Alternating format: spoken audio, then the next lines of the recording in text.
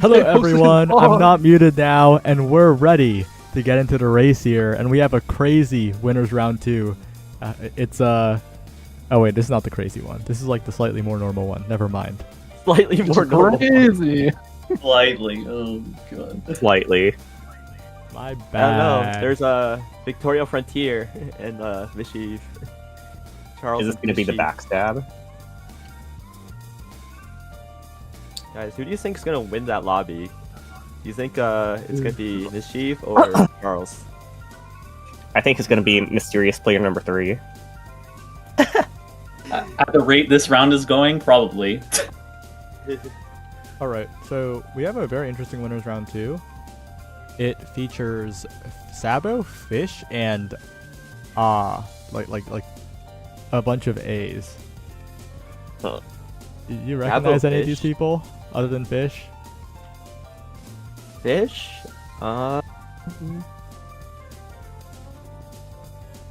Sabo, Immobility. I don't know Immobility.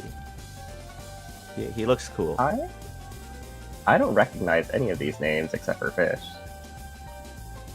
Oh no, is Immobility the guy with the Yeah, well, process of elimination seems so, right? The late Taishin, though, interesting tech. Especially since he has 2 end closers in Agnes and Nice Nature. I think is the Agnes Tachyon. It looks like a Dominator bot, I think. Yeah.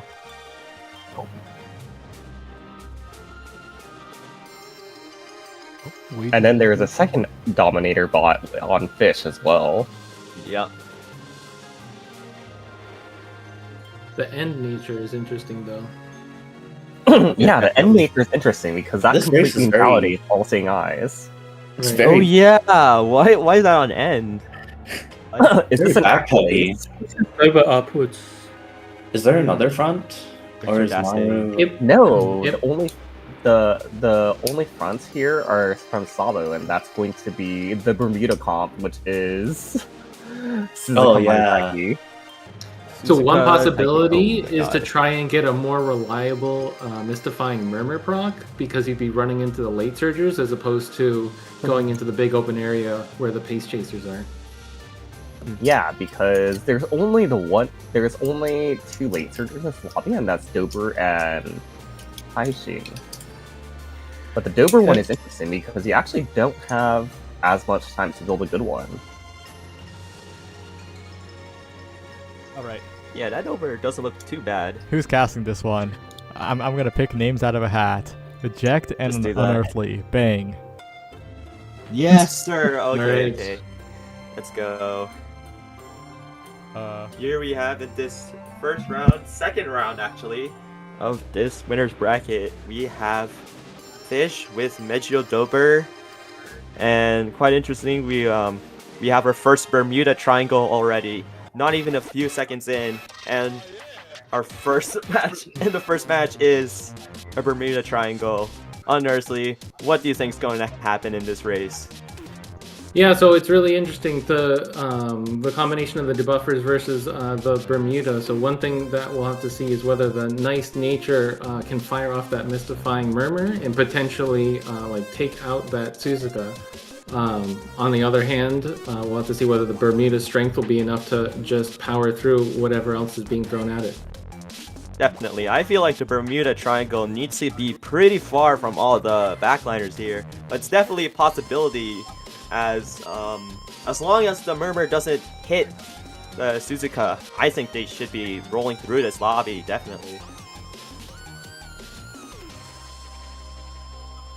guys, my bad. You're gonna have to stall a tiny bit because I forgot one thing, but I'm fixing it right now as we speak. Uh-oh. Oh well. There are also a bunch of Dominators on this lobby too, attempting to chip away at Bermuda, although it might be for naught, because that Bermuda is going to speed up it's gonna go pretty far in that final straight. It's gonna be like pretty far from all those late surgers and end closers. So So what it'll at least partially come down to is how much distance they build in that middle game, because that's what we often see as the difference between whether or not the lates can really compete with those fronts or not. If the lates are close to the pace chasers, then they have a strong chance. But if the fronts just build this huge distance, then it's really hard to compete unless they just start walking towards the end. Absolutely. We'll see if the Bermuda Triangle can build a massive lead coming into this final corner.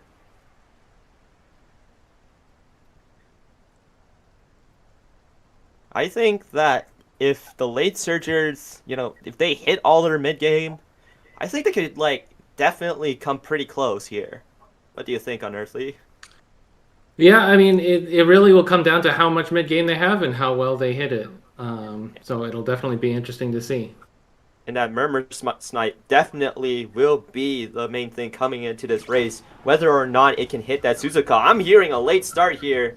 Not looking too good. I'm not sure who it was, but you will see. But at the very least, the Suzuka was able to hit her excels, and so that's one of the most important things in really stretching out that lead. Yeah, that lead is building. She is building a massive lead over all these Umas here. So they are pretty spread out. And that Taiki shuttle as well, pretty far from the... no, but the backliners are kind of closing on her here. Honestly, do you think this Taiki shuttle is going to survive that final corner? Well, so one thing here is you can see the Maruzensky moving really far up. So I think the Taiki shuttle might not be able to get in the full triangle duel, but we'll have to see. Yeah, definitely. I saw it just proc a bunch of mid game just now. Those backliners, it's gonna get pretty cramped in here, Unearthly. I think that Taiki's shuttle is probably pretty close to dying here as we head into the final corner. Silent Suzuka this close to unrestraining herself, but nothing as of right now as Maruzensky heads into the lead. Mijiro Dober in force, trying to overtake that Bermuda Triangle. A triangle is not forming yet, but that Taiki shuttle looking to overtake that Maruzensky, but nothing is sort of happening so far. Mijiro Dober looking to overtake the Maruzensky, and she does. A convincing win by Fish, and he'll move on to the next round. I wasn't sure what was going to happen with Dober since she wasn't able to get into that 5th slot for her unique, but it just goes to show you that sometimes all you need to do is just push up and you can win. Yeah, that definitely caught me off guard there. I think you heard me stuttering a little bit, but that Dober pushing the 4th, and then that Maruzensky, even with those accelerations, that Dober was just so close. And Maruzensky, unfortunately, cannot fight off the Mijiro Dober, and Fish will move on to the next round as he conquers the Triangle of Death. Can we get a closer look at that Dober, actually?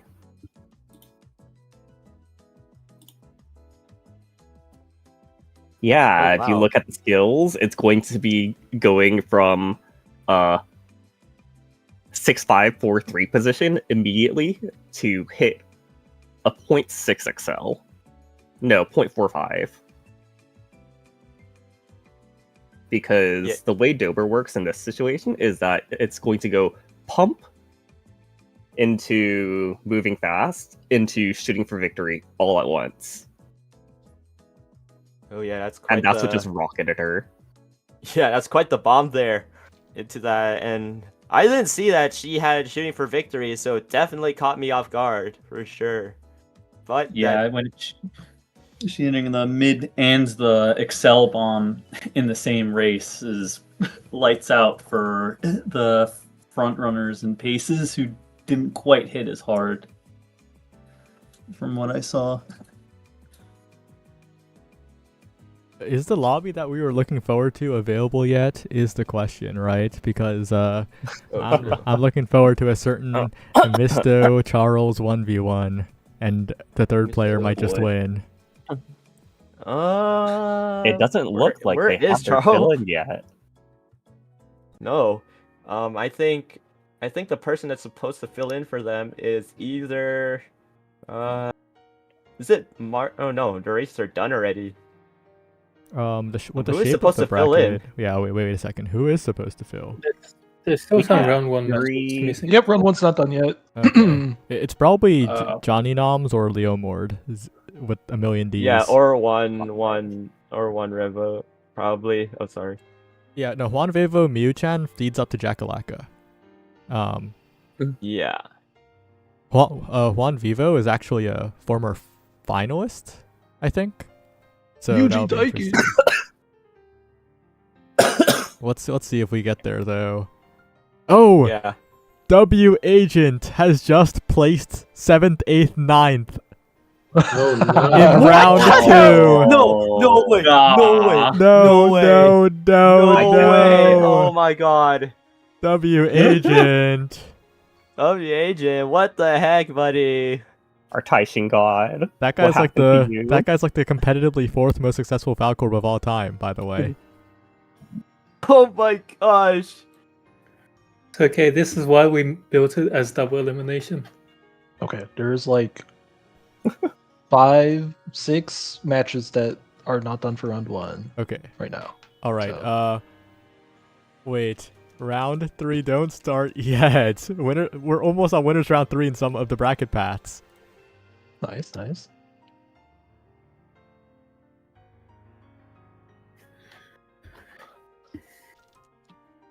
I do have to say though, one of the lobbies that we aren't currently looking at, I believe will be pretty interesting Oh. Is it- because one? I think I might recognize Kaiser Von Noobs from a previous Carat clash. He's with Nicro, who we just had with the Trainers Trials. Ooh, Altus over Skatewar Oh. in round 2. Some of these are pretty interesting because we're obviously waiting for Jackalaka because we are waiting for his round 1 to finish. Yep. Fortunately. Are there any Yep, other interesting and- matches we can watch in the meantime? Because winners quarters is filling, but we need to make those players wait for round 1 and round 2 to feed up. Ooh, Juan Vivo lost. Oh, Juan Vivo lost. That means we can watch Jackalaka. Okay. Jackalaka. Okay. Lovely. Don't start. And you DJ lost as well. Jackalaka, I'm too. so sorry, but all eyes are on you right now. You're He's going to be on on the stream for target. every single match. That is basically it. The narrative of Jackalaka's looking for that triple crown. All right. And- I'm gonna start a prediction. Jackalaka triple crown. Yeah, it might happen. It might happen. It might. Yes. Oh, Rappy lost the No. bride guy. Oh, shit. Rappy's down. Rappy down. Rappy down. Rip Rappy. Yo, if Rappy lost to Gray, he will never live it down, bro. I would never live it down. No, he did not lose the grade. They both got smoked by Bry guy. Right, guy. Ooh, grass wonder.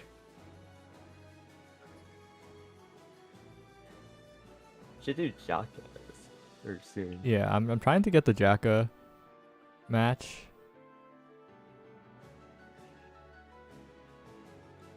What about Neb? Oh, Neb. Oh, Neb already finished, and he's in winners quarters now, round 3. That's cool. Oh no, he's in Okay. gauntlet. He's the gauntlet. Oh, Neb. Oh, Neb. did If the Neb's wait? Did the match with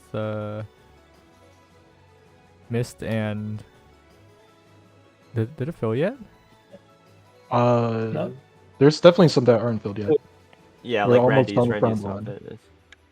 Oh wait, Toph is through to winners quarters.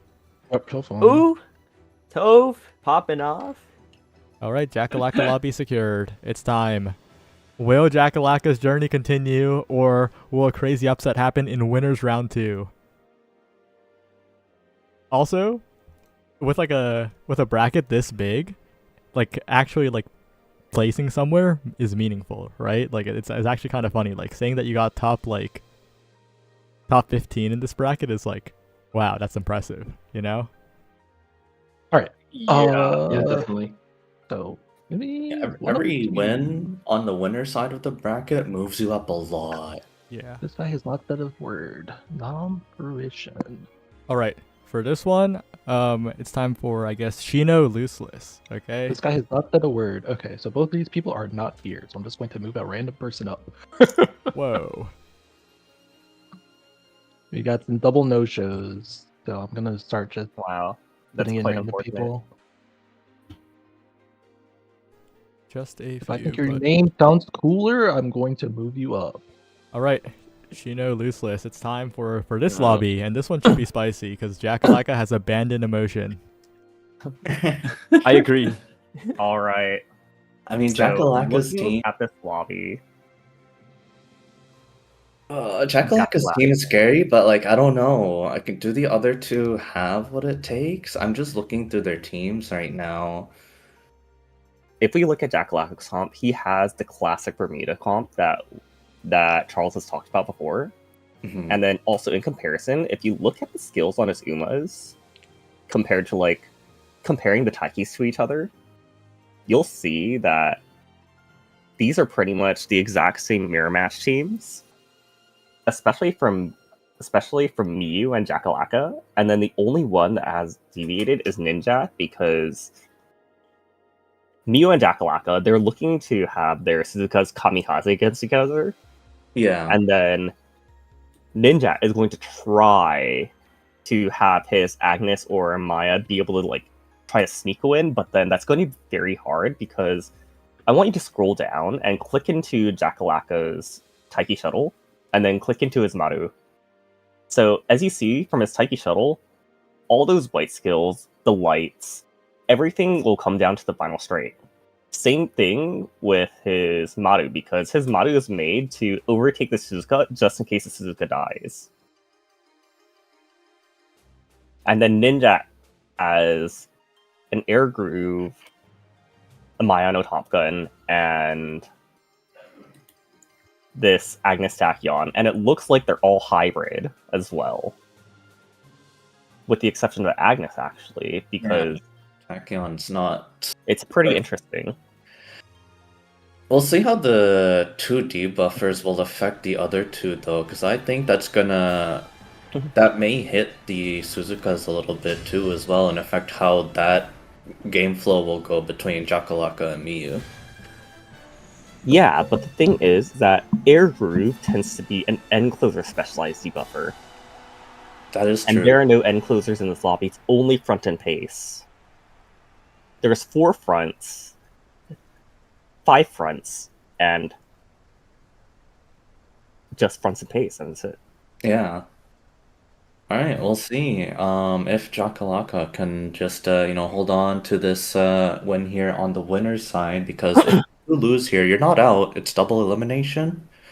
But, I definitely wouldn't count Jackalaka. Oh, Raiko over Leo 9. Alright, Yep, the, and we're off. We see Jackalaka's Taiki Shuttle in the outside position, which is actually pretty bad considering. yeah. And then his Suzuka's out in front. And then we should see a spot struggle going on right now. Especially from the 2 Suzukas and the 2 Marus, because they're going to be fighting each other for it. But it looks like Miyu's Suzuka takes the lead.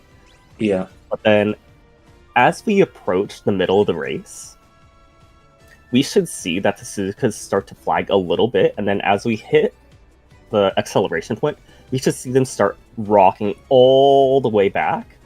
Yep. And then we may see an upset because the Suzukas may block the other runners that come in as well.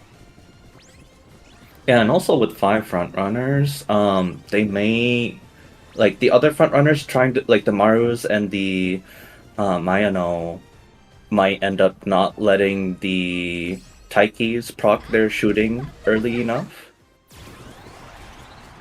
Alright, and we're starting to head into acceleration phase. And here come the Marus, and it's actually the Mayano Top Gun pulling ahead of all the other front runners here. Oh, but here come both the Marus as well. They're both rocketing for. I can't quite tell which Maru is in the lead. The Tachyon is also not far behind, but I think it's going to be between the two Marus. Both their procs are going off at the same time. But it is. And that will be Jakalaka's Maruzensky taking the lead because she managed to be on the outside, be unblocked. Because I noticed that Miyu's Maruzensky actually did get blocked, coming in from behind the Mayano Top Gun and the Suzuka, because unfortunately Miyu's Maruzensky was on the inside, so there was a slight blockage. Jakalaka does manage to clinch it first, and then he moves on into winner's quarters as our top seed. So no upset here. It was quite close, and it did boil down to a little bit of luck at the end there, especially with the gates too, and where they started and how they ended taking on that final corner.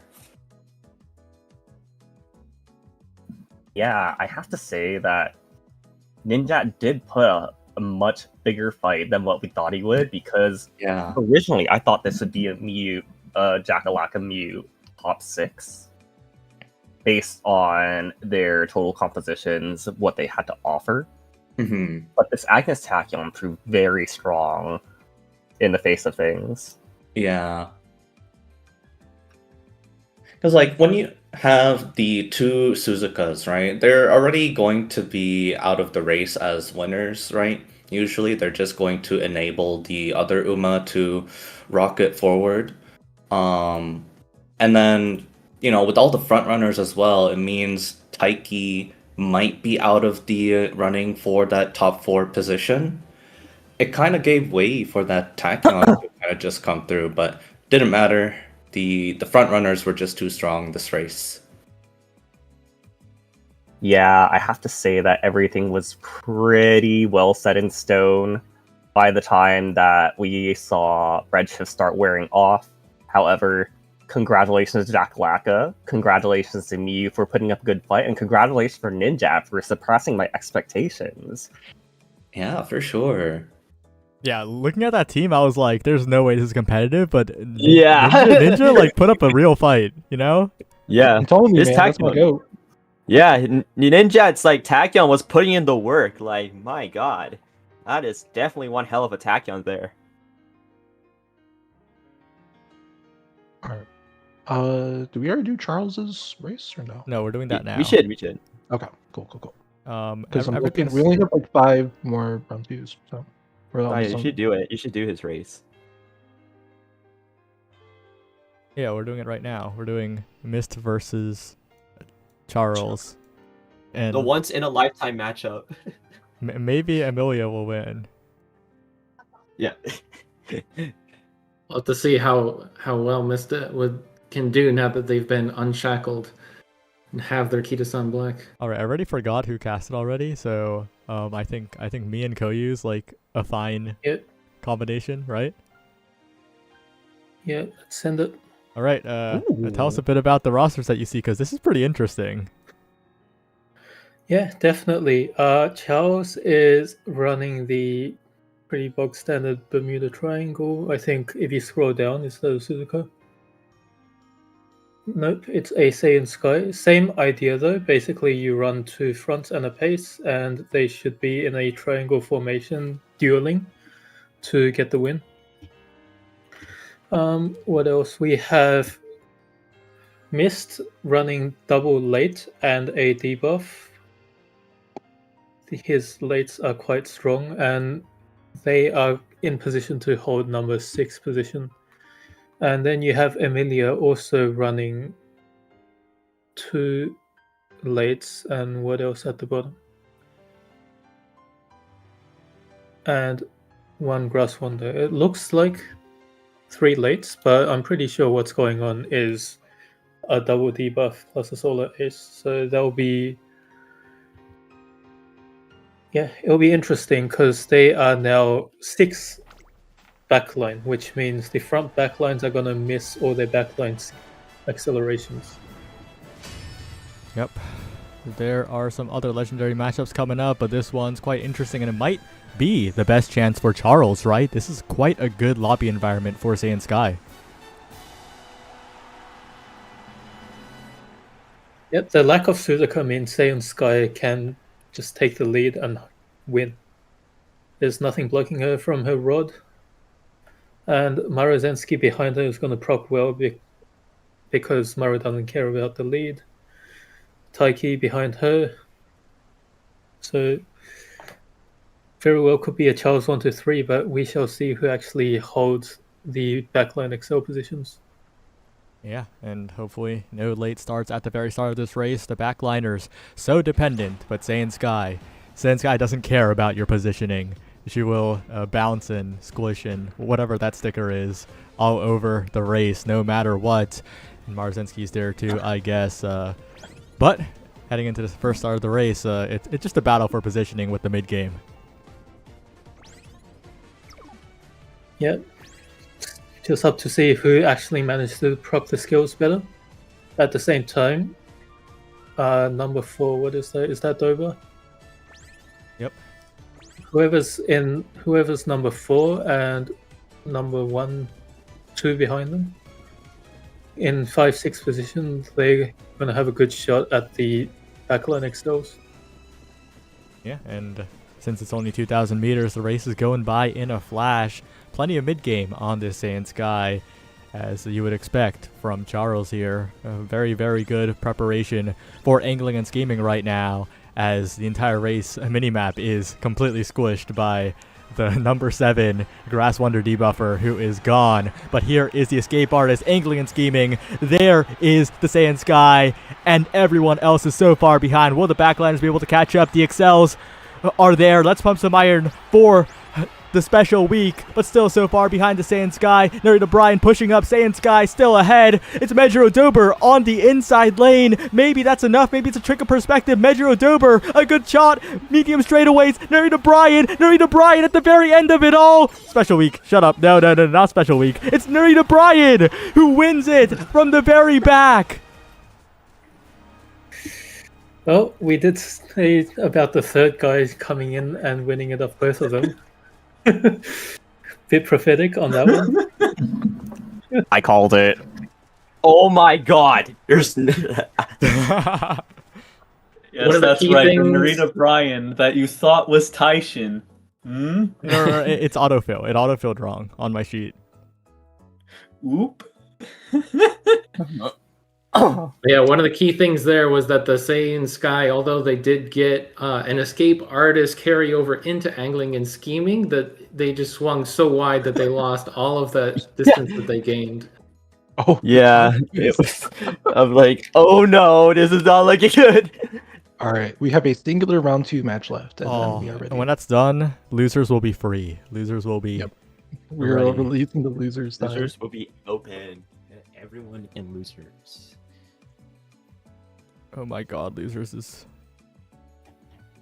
Gonna be such a gauntlet. No, I think we could start losers now anyway. I just need to set up the round 1 buys. Oh wait, actually? Well, yeah, true. What's our next match? I pinged it in announcements. Can someone remind me? UA. UA. Okay. Do they have a lobby? Wait. Oh, that's the Neb match, right? They told me not to start that one yet. Who's next up? Oh, so then Jackalaka. Okay, Jackalaka. Perfect. Oh my god, the Bodok lobby is crazy. It's Bodok versus Koto. Yeah. Oh my gosh. Dude, these matchups are so crazy. What? Wait, losers is awesome. It's filling so well. Give me a second. Alright, I'm unleashing losers round 1 upon the world. Wait. No, it's fine. It doesn't. Okay. It doesn't feed into there. Yeah. Okay. What about fantasy? It's like literally done right now. That's awesome. Okay.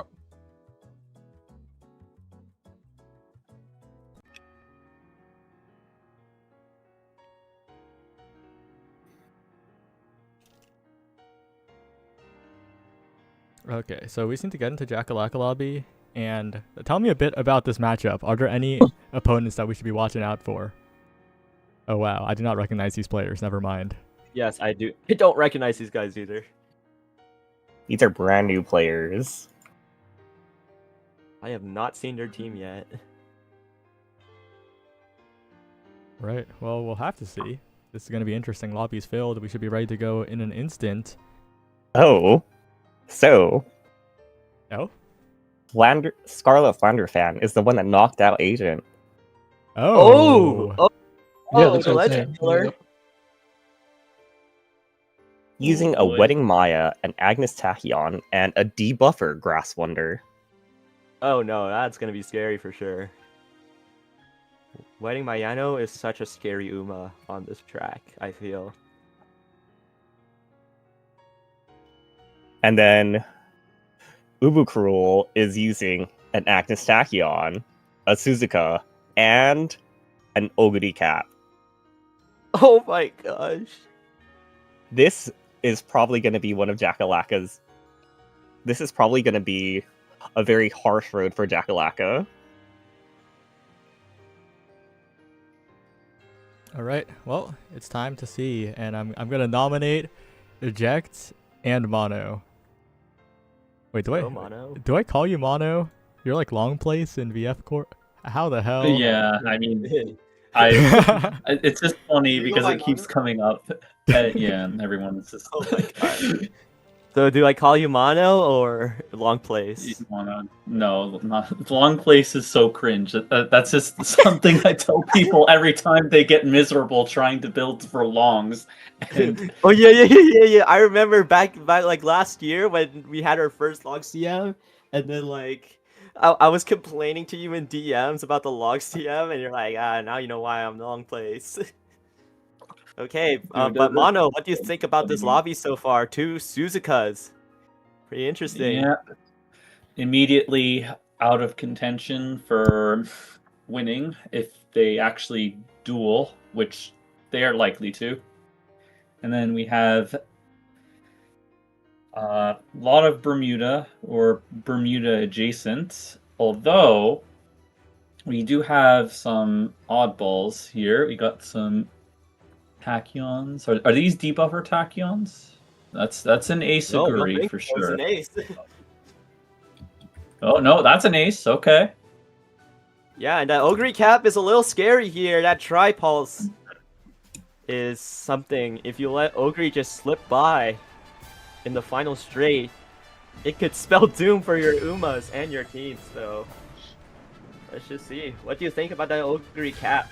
It does have an interesting it has a Thunderbolt step in its skill. What do you think about that?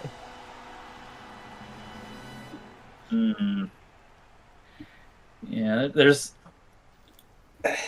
a lot of potential for upset, especially with when the Suzukas come crashing down.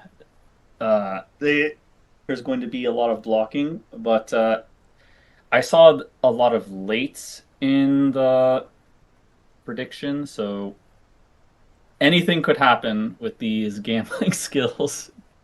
Yeah, as long as these lates stick to the fronts, I think anything could happen at this point. And if the lates can hit all their acceleration skills, definitely going to be a toss-up in this matchup, and definitely going to be quite a struggle for Jackalaka here.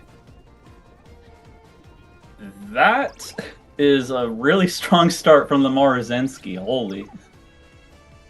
Yeah, but I think the Ogre and Mayano are fighting for pump position here. Backliners are pretty spaced out though, so... Yeah, I think these Unige are getting cooked. They're challenging each other. Maruzensky's overtaking them. I think those Oniges are going to... Those runaways are going to be cooked instantly. Oof. Ouch. Not even under restraint can save you at this point.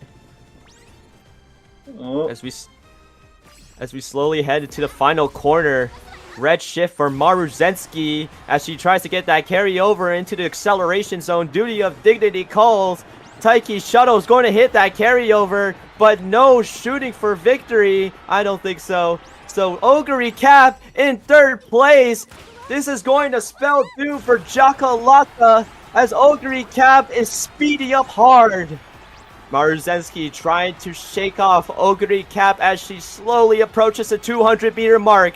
Ogre Cap this close to proccing Triumphant Pulse, and she does the most broken unique in the game. Here is Ogre Cap surging her way to the finish line.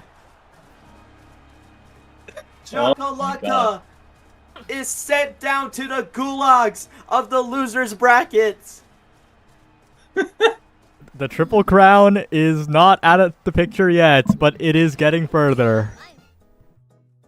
Yeah, as this is the third or fourth time today we had this Ogre Cap late nonsense just pull out a win from nowhere. God.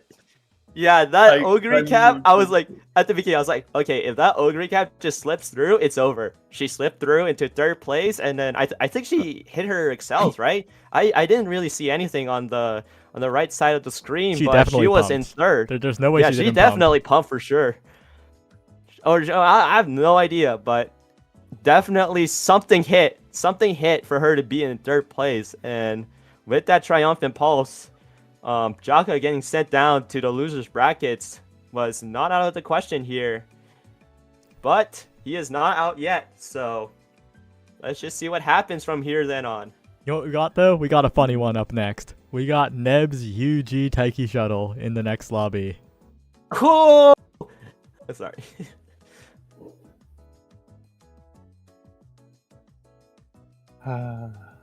This will be funny. Oh wait, that's the one I saw on Twitter, right? No. Yeah. That's No, the the Twitter global- UG. No, the one you saw on UG. Twitter is Rappies. That's a different one. Yeah. Oh, That's the different one. one. Oh no, there's like two Twitter UG Taiki. No, Rappies went harder on Twitter. It's true.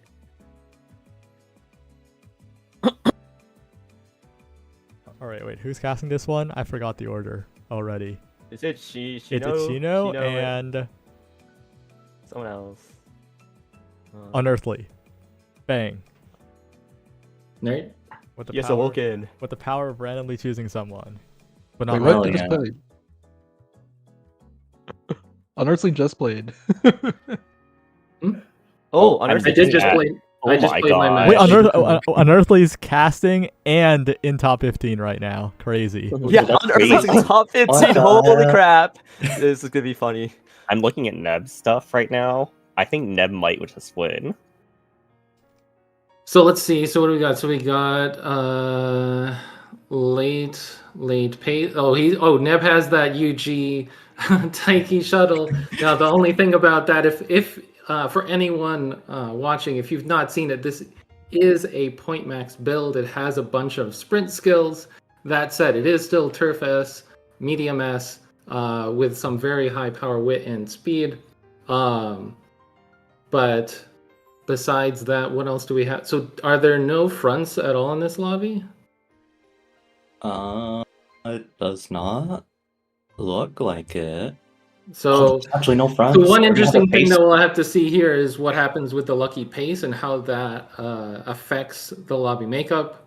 It'll also affect the pace of the lobby, which generally tends to favor the backliners.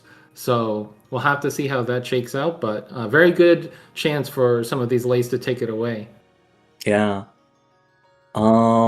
It would be funny if Neb's Taiki hits like the lucky pace and procs like Rushing Gale right away as like a pretend groundwork. That's the dream, getting Rushing Gale right out of the gate. Although I haven't confirmed it myself, I've been told that the start of this race is a sort of no zone that doesn't quite qualify as a street. If anyone could confirm that, but so unfortunately, the Rushing Gale dream may not be alive on Tennosho Autumn. Yeah, this is definitely gonna be a toss-up here. The lucky pace gonna affect a lot here. But as you said, right, the Taiki has a bunch of gold skills thrown on, maybe not the best competitive horse. But the stats are crazy, the S aptitudes. Yeah, it definitely still can win, but we'll have to see how Yeah. that shakes out as we get into the late race. Alright, here we go. Who is going to let's be see. that lucky pace here? Is it going to be that Taiki? It looks like it will be. Yep, you just can't fight that 1200 power. Yeah. So as Neb's Taiki takes that spot, but of course that means that they won't be able to get any real relevant Excel once they get to the late race. So the question will be whether that lead can be enough for them to finish. Yeah, for sure. I'm wondering. how Definitely this- one thing to keep an eye on though is that a lot of the backliners, they don't just rely on either pump or moving beyond, but rather they take shooting for victory as well. So the fact that they're already in third and fourth position means those Dobers are looking very scary. Yeah, but if any one of those behind can get that combo of pump into shooting for victory, that would also be quite deadly. Unless the shooting for victory from the higher up placements can just keep them in that lead and not let the others get that shooting for victory. Here we are coming into the final corner now. And looks like Taiki is still maintaining that lead. I couldn't quite catch any excels that might have procced there, but it looks like Dober is going to be the one pushing up ahead here into the first spot. It looks like it may be a wash here. No other Uma seems to be catching up. One last proc there from Dober, and Dober is going to be taking it a very, very clean one from either Yue or Neb here. Yeah, that's just the power of the late Surger being on the Pace Chaser heels, proccing the shooting for victory, and it was just over as soon as they had the inside lane. Yeah, they got dominated the front runners at the end of the race repeatedly. So that UG Taiki couldn't accelerate, and then velocity down, and then it's just rip. But I will say it's very important to note that Taiki still got second, despite the fact that it didn't hit any Excel. Yeah. Not trivial. The power of almost 1200 and speed, power, wit. Yeah.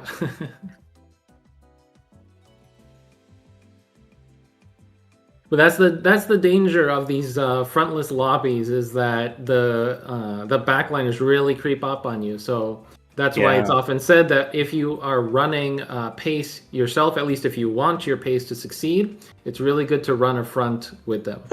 Okay, losers round 1 is finished. Okay, now it's time to uncover losers round 2, and now the bracket really starts moving.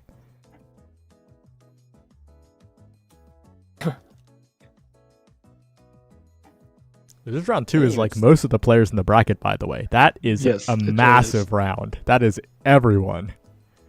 It's everyone that lost the first round, which is everybody that lost. 66% of the bracket. Yeah. Yeah, it's gonna be a whole gauntlet in there. You have Leonine and like Mischief in the you have Misto and Leonine in the same bracket, bro. It's like having King Vaughn and some other person in the same lobby. Don't Wow, forget, just calling him some other person. look at the top of there. It's Leonine, it's Charles, it's Rappy. Skayor. Oh my god, dude. Sabo.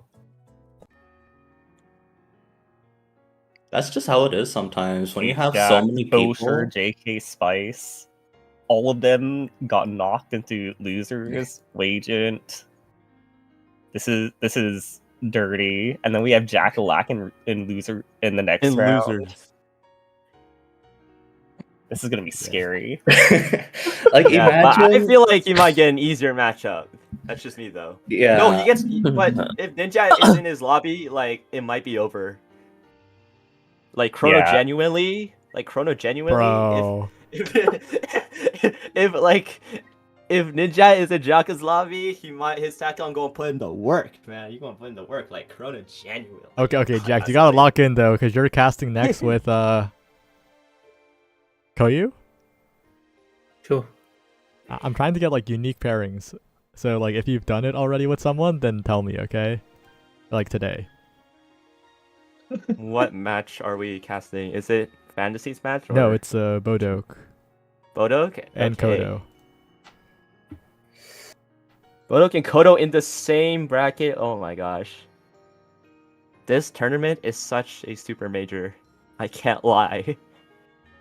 Over 150 applicants and every single heavy hitter you can think of, almost. And then those Yeah, same so- heavy hitters has been knocked out. Including the one who won back-to-back. Oh my god. Remember, last Carat, he was also in the lowest bracket. That's true. That's true. Every time he's from the lower bracket, he just climbs up to grand finals and somehow wins. It's like every time. It's gonna be a lot harder this round, though. Yeah, Every time definitely. is only one time. There are two people that just joined that have missed the bracket for 2 hours and are now ready to play. Wait, that's kind of awesome though. Welcome. Unfortunately, you're late. One person is able to play by sheer luck of how the seating turned out. So. Yeah. But hey, let's just look at this lobby real quick with Bodok and Koto. Koto is my favorite player in this, but Bodok is also my favorite player. Noodle has there is a front, late front. There's like 3 fronts in this lobby. Koyu, what do you think of this? There's a ton of lates and ends, and there's like a debuffer maybe, and a bunch of fronts. What do you make of this? What it looks like is actually 3 debuffs, 4 even, maybe. So everyone's gonna be slow in this bracket. Yeah. In high debuff lobbies, usually the late surges and end closers take advantage. However, given the fact that there are so many debuffers, the ends and late surges would be 5th or above, meaning they can whiff excels. I'm thinking that Smart Falcon is pretty dangerous in this lobby. That Sparkly Stardom into like any mid game is pretty ridiculous, don't you think, Koyu? Usually, yes, but Marozensky doesn't need a hit rod. That's true. True. Oh, I think they're front the buffers here. That Grass Wonder, no, but that Tachyon. I'm not sure. I didn't see that Tachyon, so no, that Tachyon's a debuffer. That Tachyon's a debuffer, front one for sure. So If they're all gonna Tachyon's slow down running at some point. If a Tachyon's running front, it's definitely a debuffer. Yeah, definitely.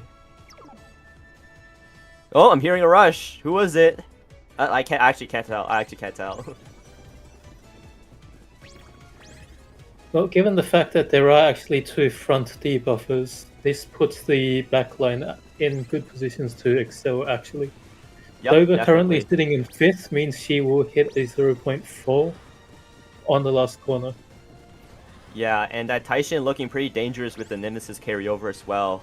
If she can hit it on this corner here as we slowly head towards the final corner. Taishin Nemesis! Yeah, Taishin's gonna get that carryover into the final corner. This is gonna be pretty crucial. Big stuff from Taishin. But that Smart Falcon is going to accelerate hard into the final straight with Maruzensky right behind her. Meijiro Dober slowly but surely moving up. The end closers are way too far from the front runners. I don't think so. Narita Taishin speeding up pretty hard. Smart Falcon trying to shake her off. Will she do it?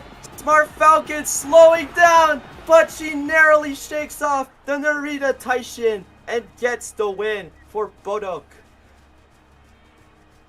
That was a very close race. If Smart Falcon didn't move inwards at that very end there, maybe Dotto could have beaten her. She didn't catch it, but I think I saw that Taishin wide swing. Didn't she? Or no, I think it was a moderate turn on the corner. No, that Taishin definitely white swung. It hit so Yeah, many definitely. excels at the start of corner 4 that rather than turning the corners, it just ran straight forward. Yeah. Went to Narnia. Definitely saw a winning ticket in the crowd, so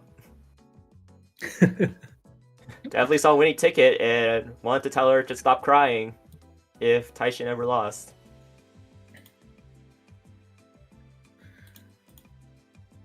I mean, how does Bodok do it? Like, this Smart Falcon solo ace player, oh my god, you know, like, does it every single time without fail. You just Yeah, need I to know, play right? on the front against him. This guy is a walking falco orb. He's literally like the smart falcon image, but like it's a circle. It's like an orb. Bodok is literally that. Also, winter semis, please do not start. Make lobbies with long timers. All of that will be on stream. For upsets, JK Spice just lost. So this is round 2. No. Oh my god. JK Spice is out? Spice is out. Uh-oh. Out to who? Who did he lose to? He lost to Nikfu. Yep. Okay, Oh my God. let's see. Rappy and Charles live to see another day. Yep. We don't know about Misto though. I don't know if Misto started his lobby yet. Both are still in. He will not be allowed to play Deadlock for another round. Oh, yeah. Misto and Leo 9 are in the yeah. same lobby, by the way. That's a nightmare. Oh boy. Oh, Taylor just lost as well. Oh my god. Gayor, oh my god. There's like 500 upsets in this. This one's Gayor just got slimed out in the losers bracket. I just want Why to say to every single other person that has participated in Carat Clash and has placed high, now you're all frauds. Whoa. Whoa. Whoa.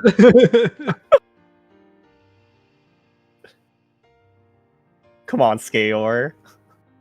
You were previously top cut, and now you got knocked out in winners round 1, and then you got knocked out in losers round 1. In third place too, by the way. In third. What's Literally lost In to third place. In third place of all places. Starting I to think can't that was a believe fluke you. run. Charles jump scare.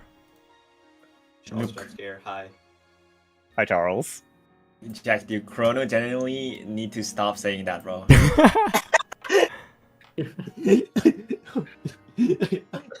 She just came in. Kelsey just Sure came in. did. He asked me for access to the channel. I'm like, sure. I thought he would like join for analysis, but no, it was just for that. It was just for me to stop saying Chrono genuinely. Let's see. Who's like up in the order? Oh, Legion lost. He's back. Charles is back. In all seriousness, yeah, I'm back.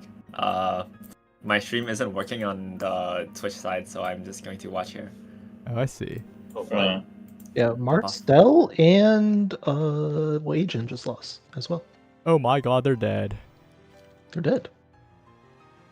Legit. This Bro, you failed me. bracket is brutal. It's so This brutal. bracket is very brutal. This bracket is insane. Someone said in the chat that Carlos is Chrono genuinely going to slime out Jack one day.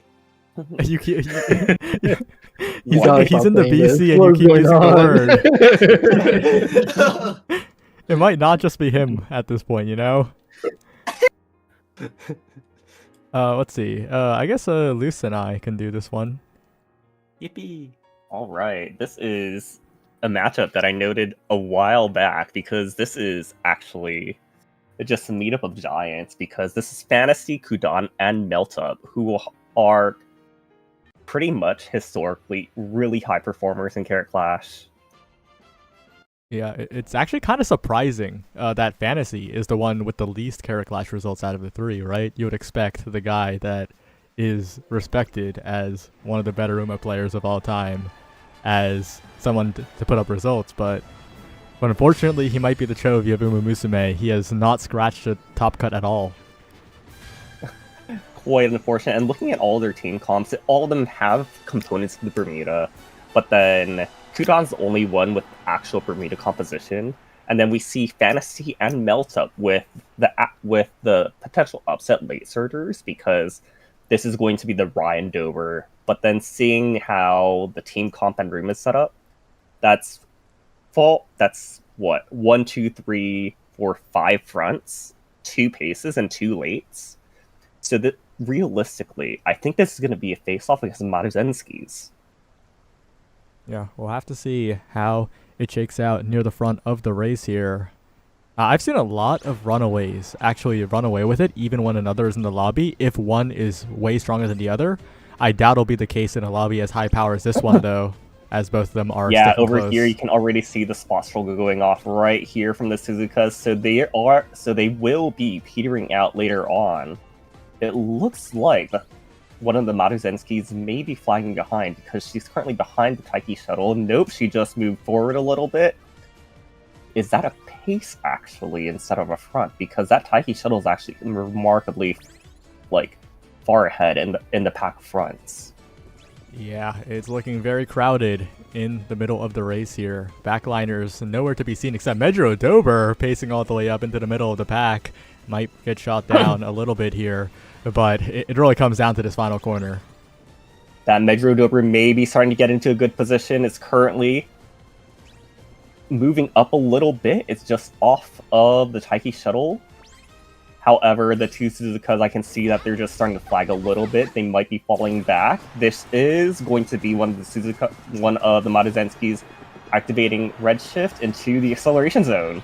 Yeah, but the Runaways are running away with it for now. They will die pretty soon, though. The HP limited. Marzensky, the one pushing up really, really far, is a big difference. But there's Medro Orion, the backliner, speeding up. Taiki Shuttle on the outside, but maybe a little bit too outside.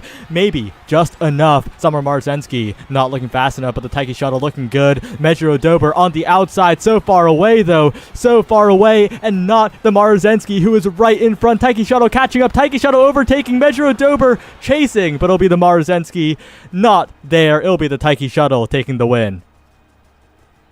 I can say that this was a very good showing from Fantasy, but he does clinch that top spot over Kudan and Meltup. The one with the least results, showing the most effort in today's match so far. Well, yeah, and probably a sigh of relief for Fantasy, right? If you had lost here, if you had crashed out of another bracket, that would have been tragic for his legacy in competition, but instead he secures a spot in the top 15. If he lost this, there was potentially could have gone up against Jackalaka in losers bracket because, quite unfortunately, Jackalaka's there waiting to snipe anybody that comes on by. Yep, and it looks like Meltup is going to be Jaka's possible next victim. Maybe. No, probably not. Sure. Probably Maybe not. not. Their seats are too close. Probably the bracket not. will reshuffle away Yeah. from it. Yeah. So, Meltup does have a good chance of climbing back all the way to winners finals from the losers brackets. Holy shit. Thank you, Sparks, for the 20 gift subs. Oh my gosh, thank you, Sparks. I love you. Mwah. You. All right, but now we're in the winner semis portion. We're going to do the winner semis, and then we're going to hold the winners finals to visit the losers bracket, because this is Jackalaka's attempt, right, at the Triple Crown. We got to keep following him, so we'll see what happens. What should we go to first? Unearthly, is your lobby ready? It is ready. Do you have any opinions about casting your own lobby? I prefer not to cast Okay, my own okay, lobby. Remember, if you cast your own lobby, you're allowed to be really biased. Exactly. You get the freedom of being biased. Okay, I'll just go like top to bottom. but bias I'll isn't go middle winning. to bottom. No, actually, no, I'll go bottom to up. Okay. Wow, I'm so indecisive. Next up is Mono and Shino. Has that pair gone yet? No. I don't think we have No. one. All right, Mono Shino for the Unearthly UA Peter Fang. What's the code? Let's say it out loud, guys. Yeah, don't say the code out loud. 1, Uh, 4, 7. Here, Six. I'll put it in the chat. Yeah, Eight, you can six, just put it in 7. tourney chat, honestly. Well, it is in tourney chat, but Oh yeah, well, I can't find it. What the fuck? Did you see We sent the same GIF Dustin exactly Charles the same posted the time. same GIF at the We sent the same GIF exactly the same moment.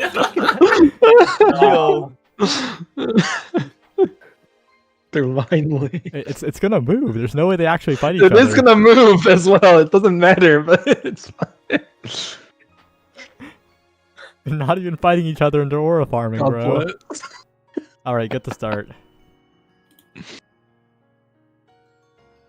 all right.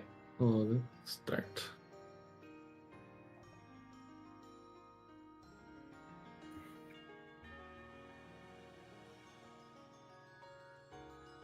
Oh man, and this is gonna be because this is on our winner's side still, right?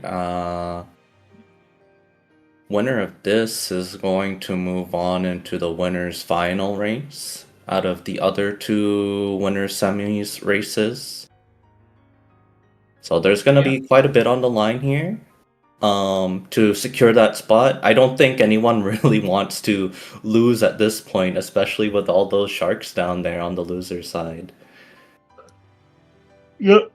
This round is pretty high seed though, number 3 and 4. With Yeah. Peter Fang as the dark horse. Let's see what we have here. Let's see, Jeremy's running. Looks like Runaway and Tachyon. Yep. Earthly running something Bermuda adjacent, and Fish appears to be going gambling. You know, we have seen the gambling work out so far in some of the matches we've seen. Yeah, I will refrain from jinxing it again. Though it is something to note that we have the solo runaway Suzuka this time around. So no spot struggle to kill her stamina this time. Yep. Jeremy just may be able to run away with it. Quite literally. There is a chance.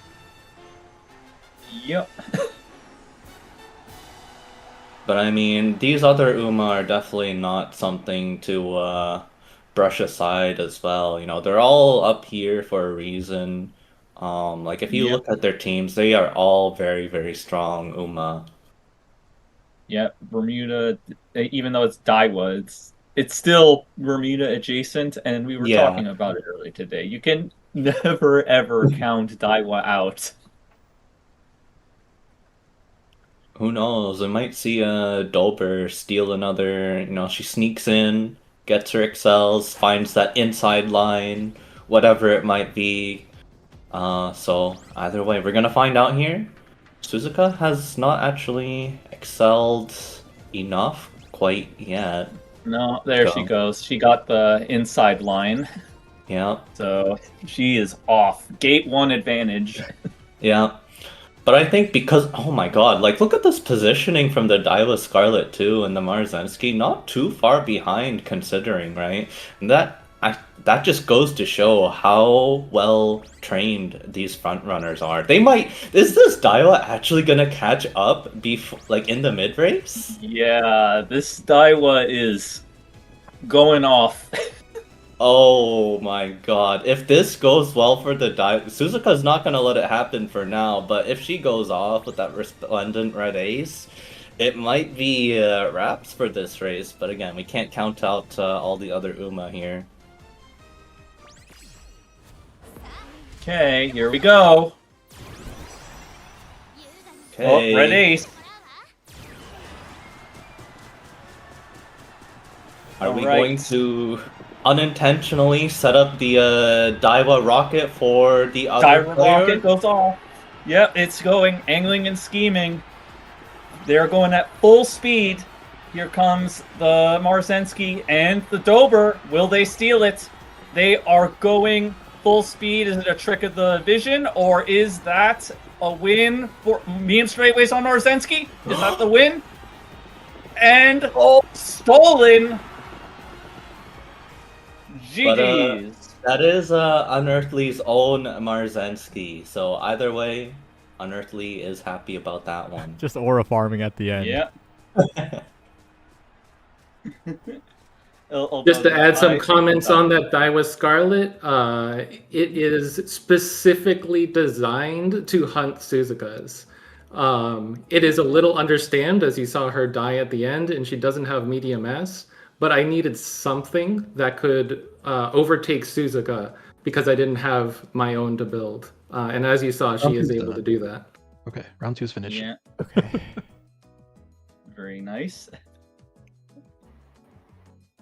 Guys, am I lagging? Oh wait, yeah. That Whoa! Your mic's That so die, what different. What died? happened to your mic? I just moved it a little. Is it bad or you're too is close, it? You're too close. Move a tiny bit away. Oh my god. Okay, sorry. Is Yeah, it they bad? probably, like, or- Oh, no, Or- move a little closer. Move a little A little closer. closer, a little Oh my closer. gosh. Yo. Okay. Okay, chillax. we're good. Okay, actually, yeah. Anyways, yeah. That was Scarlet, guys. I think it died. No. It did. It Yes. looks like it died. It was like jogging its way to the finish line. Went on a nice little stroll there. Yes, it It's- did die. It still beat all the other opponents though. Yeah. He just burns too much stamina, like struggling against everything. I don't know. But a win is a win. Exactly. What are we up to next? They don't tell you how. Another semi, or are we doing a losers round? It's gonna be semi still. Oh my Okay. god. There are crazy lobbies happening. Jackalaka Leonine and also Destin Charles H. Jax. Oh my gosh. Oh my god, what That is is with crazy. losers? Wait, hold This losers too. finals is gonna be absolute cinema. Losers is crazy right now. Once in a lifetime. Okay, all the past strong losers players are finals. knocking themselves out. Jackalaka versus Leonine. Oh my Fine. gosh! Wait, how it's about, a how about rematch we of take the everybody century. in one message and then we... Fuck that. No, it's okay. Everything's good. All in one message so I know. Okay. So I can tell other Lobby, people to play. please, colon 3. Oh, we have to get through winner semis first, though. We're not jumping losers that early. Yeah, true. Which one are you gonna? Which Wait, one that's is wait. like? Bodo Koyu Nicro. Wow. Yes, there's lots of good Wow. lobbies because people lost that shouldn't have. So No, there's that gonna be a lot one's a one losers of people winning. Let's be clear. Yeah. This is a lobby of winners. But Koyu, I'm looking at losers, and maybe the people are right. Maybe we need to tweak the losers algorithm because I'm looking at it and I feel like something's wrong here. Yeah, it's just something's RNG? definitely wrong. Basically, Uh, the main issue is the winners bracket and the losers bracket are not feeding each other correctly because they're different formulas. Yeah. It's not catastrophic, but it kind of looks like some big matches happen a tiny bit too early. Yeah, basically the winners force the losers brackets to sort differently because basically you get reseeded based on your performance. And some of the higher seeds got reseeded lower than they otherwise would have been. All right, Koyu, it's time to ready up. I guess I'll Yeah. take this one with Unearthly, and that should like be a unique pair, right? We're gonna Let's- run out of let's be these. clear. Winners Yeah, round we're 2, gonna run out of pairs 17 soon enough. losing is like they should be facing a little early. Yeah. That's true. That's A true, though. lot of Pisces are just losing early, and so they have to fight through losers, and then there's Yeah. unequal lobbies because of that. Yeah. And, like they're getting bracket paths of like the 100-something seed because they Yeah. lost. Yeah. So Wait, honestly, I wait, want is to it? do. Is it I think it's unfair? fine. Yeah, I think it's fine. Actually, now I think about it, I think it's fine. There's just a lot of upsets out of like nowhere, so it is what it is. You want to do the Randy one, Jacked? Yeah, I want to do. I want to do the Randy Okay, one. well that's what that I one's was up gonna next. tell That you. one's up next. Okay. Koyu, it's I'll time. take the Randy one with you. Wait, is it Koyu's match first? Or Yeah, it's Koyu's is match it Randy? first. It's me and Okay, it's okay, me and Earthly for Koyu's Alright, match. alright, and we then, good. yeah. Let me know when you're in. I'm in. Cool. Starting. Oh my gosh. It's interesting that match because I'm the only one with Suzuka. Oh, no, Necromancer also has one. Never mind.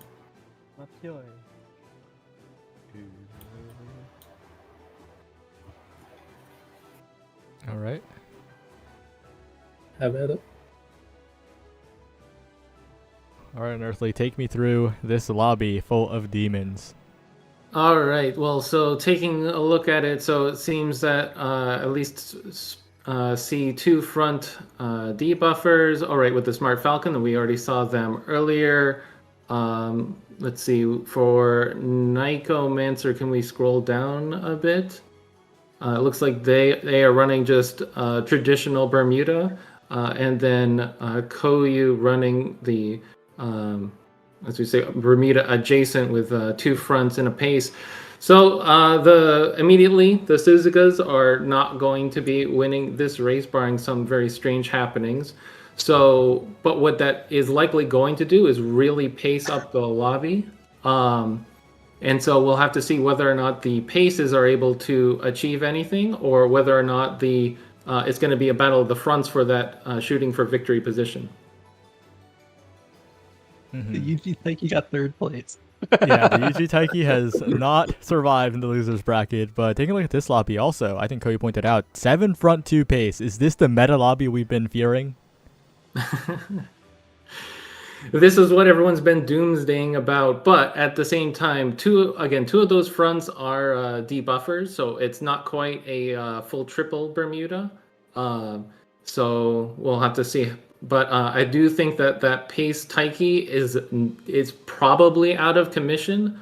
We'll have to see what the Mayano is able to accomplish, though, if she can get some different accelerations from the back.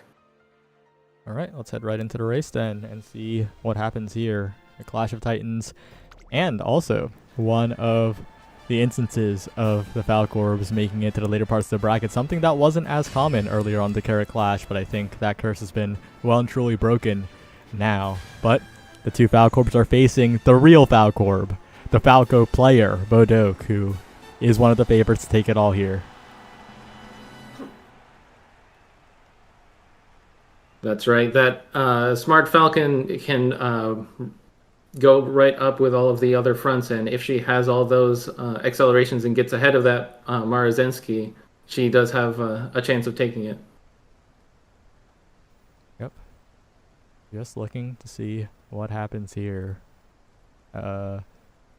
And taking a look at the start of the race as well, right? Late starts are going to be catastrophic in a high front environment such as this one, right? It's so hard to reposition when everyone is so strong. Yep, but it seems like most people got their accelerations. What is this? Actually, the Suzukas are falling behind everyone, both of them. Oh no, and one of them is still trapped as we speak, barely making it out to the front, but that is not good for the Suzukas, as the second one is still trapped in the pack. It's over for that. So the real question is whether or not they were able to spot struggle when they were back there, because if so, then they'll still die even though they're in the front, but if not, then this one in the front still is in contention to win. Yep, and the Smart Falcon, so much mid-game, so much wit already, surpassing the Suzuka for a moment. The Suzuka pulls away, but we're seeing the power of this solo ace right now. So much potential to just beat the Suzuka, even though the matchup's unfavorable. Yeah, but we see Suzuka get off her unique, which is going to put her further out of range of the Smart Falcon. So it doesn't seem like the Smart Falcon is going to get angling off, which is definitely going to make it harder for her. Are we sure about that, though? The Smart Falcon overtaking. Smart Falcon in position. Angling and schemings on the table here as Smart Falcon pushes ahead. This is looking really good for the front runner now. Looking to take over the lobby. Looking to take down 2 Falcorbs, 2 imitators to the real Falco player. It's dominance. It's victory for the Smart Falcon. Such a massive lead at this point in the game and no backliners to speak of. Smart Falcon pushing further and further towards the finish line. It's not even close. It's Bodok in the winner's final by a distance almost. What a victory! Wow, I definitely spoke too soon there, but we saw Smart Falcon get that speed carry over past the Suzuka, and it was just over right there. Will the real Falcor please stand up? Oh my god. There's a reason why we're called fraud corps. Yo. Alright, not for nothing. Kudan just lost in loser side, round 3. Kudan lost? Yep. Down bad for my son. Holy. Which is Moisture. What is happening down in losers? Yeah, what is happening, man? Meltup also lost. Meltup lost to Yuki's. Yeah, that one. Okay, well, that's just, kind of... It was a hard matchup. They both went down to losers. Yuki's good. Yuki's good. Bosher lost to Raiko. Oh, Bosher lost. Bosher's pretty consistent okay, well, too. this is yeah. Gray also lost as well. Raiko Oh, is okay, but that's actually not Gray. bad. Gray's not Yeah, consistent. that's great. Gray's not serious. Koyu. Yo, I love Gray. Koyu. Did you miss concentration just now on Suzu? what do you mean misconcentration? That implies I even bought that skill. What? Wait, Oh yeah, where's the concentration? Yo. Where's the concentration on Suzu? This guy doesn't know. Yo. Okay. Yeah, so I for will context, say- for the viewers, Koyu is a concentration doubter on Suzuka. Doubter. It was like it just get like. I will say I'm not a For you. concentrated doubter. I didn't have the skill points to take it, but in my last CM, there were 3 Suzukas. Mine got a late start and didn't spot struggle and won the race, so I felt super big brained. Exactly. Oh That's my gosh, Yeah, bro! things people I'm say not after liking this losing Carat narrative. Clash. I'm not liking this narrative. I'm not liking this narrative. Look, my Maya failed to hit any excels despite doing overtakes, so I don't know what's going on there. Yo, also, I felt really good about that cast. Can someone clip that? Thanks, guys. I don't say this often, but I felt good about that one. I'm like, Yeah, that was I'm like the fire, opposite of hate You watching did- myself right Yeah, now. you popped off just now. You popped off so Yeah, well, bro, popped actually. off. That was such a W call. What? Yeah, that it was insane. Also, noticing how seeds 2 and 3 are in winners final. We're actually kind of good at this now. Yeah, I noticed that as well. Yeah. This Bakalaka guy looking. I don't know. But look yeah, at Bleak. Jagalak is not gonna fill that last spot. But besides Jakalaka, we have the most notable VF member. Ooh. We have Randy, and we have Fantasy in the same lobby, and we have Ubukro. Oh, I don't know how to pronounce his name. I'm so sorry, guys, if I butchered that name. Who's doing? You and Koyu, I Koyu. think. Yeah, Koyu. I don't know how to pronounce this guy's name. It's Ubukro. Ubukro. I know. Ubukro. Yeah, that lower seeded, but had a really great Ogre that popped that tripulse and stole the win. Koyu, what do you think of this so far?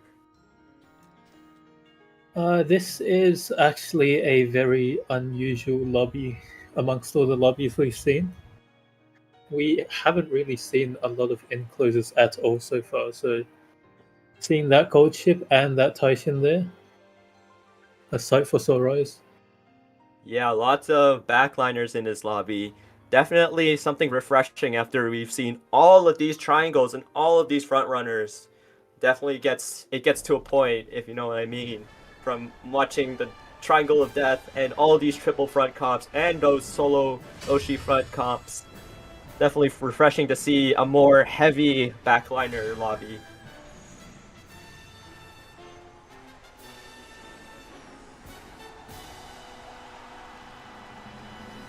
I'm more interested in Randy's gold ship, actually.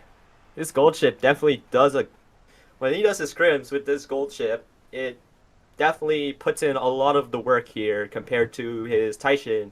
And his Tachyon is a Dominator debuffer. Probably food for Nemesis, Nerdy Taishin's Nemesis proc, so let's just see what happens from here. And Major Orion, definitely very dangerous in this lobby. Let's pump some iron. A really great skill in general. So, late start. And we have Suzuka already taking the lead. From these front runners, do you think if Suzuka builds a massive lead, do you think will she be able to escape from all these enclosures, this massive horde of late searchers and enclosures?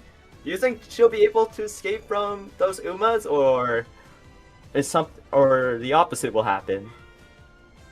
There is only one Dominator in the lobby, and the front runner and the runaway are building a huge lead, so it's very possible that the Suzuka could just take it outright.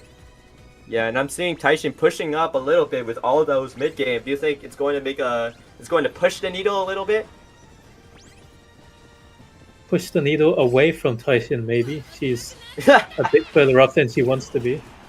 Yeah. definitely, and anchors away from Goldchip as she pushes up as we slowly but surely head into the final corner. Silent Suzuka trying to run away with Zip, but Summer Maruzensky right behind her. Definitely a kiss for courage that I missed earlier, and all those excels coming in for all those backliners. Narita Taishin, wide swing, where are you going, buddy? Ogre Cap looking to overtake all those fronts and pace chasers. Nemesis probably not going to do a whole much right now as all the backliners catching up to the Silent Suzuka and Tachyon. Agnes Tachyon overtaking the Suzuka. Tachyon is going to convincingly win this round. Yubacro will move on to the winners finals. Yeah, Yubakuro's own Suzuka was overtaken by his own Tachyon, so not a bad result either way. And he just knocked off the really good gold shift and fantasy into losers. So definitely very if you do that, I mean, pat yourself on the back there. That's definitely a huge achievement. Like lower seeded all the way to winners finals. I don't know how much have we seen that from the previous Carat clashes. Well, Not he's just not lower going to be low seeded. seed for long. How much are we running from losers quarters? 3 of them. Yeah, all of them are Okay. stream matches. Well, All I have that's to losers round say- 3. I'm talking next round. Losers quarters, we'll just pick like 2, I think. Okay. Hold on. Some people are saying that TAC is a debuffer? Hold up. No, It's not. It's not. It's not. No. It's not. It's not. Sympathy! The Randy's sympathy. Oh my gosh. No, it's not a debuffer. No. The other Okay. one. It's like, what are people talking about? I think they're talking about Randy's Tachyon with the dominator. Oh, they were. Oh, because it was in the race also. I see. I'm starting to see it, but Upacro might have a Cinderella run here, genuinely. And I'm not gonna say the other genuinely word. Don't but worry, you Yubacro- don't need to specify. I was already thinking it, but I But wasn't thinking about it Yubacro, until you said it, so I... Yubacro having a Cinderella run in Carat Clash, definitely looking to make his mark on Umamusume competitive. So This guy's looking like Rice Shower. No way. no, right? Except Rice Shower, except he's not getting hated. Except he gets all the love in the world, baby. Rice cooler. We love Rice Shower. all right. Next up is a bit of an interesting lobby. Actually, it's Rappy versus Mika versus Toph, and I'm gonna be calling on Tibbs. I'll just say Wow. Tibbs. Hello. Just say Tibbs. Everyone calls me Tibbs. And, Thank you. Thank you. And I guess I guess Looseless is the most appropriate pairing for this one. all right. Okay. This will be good. I can jump in and give a little bit of background. So Toph and I are actually merging guilds pretty soon. I've been room matching with him an insane amount, and this guy has some of the most disgusting Umas that I've ever seen.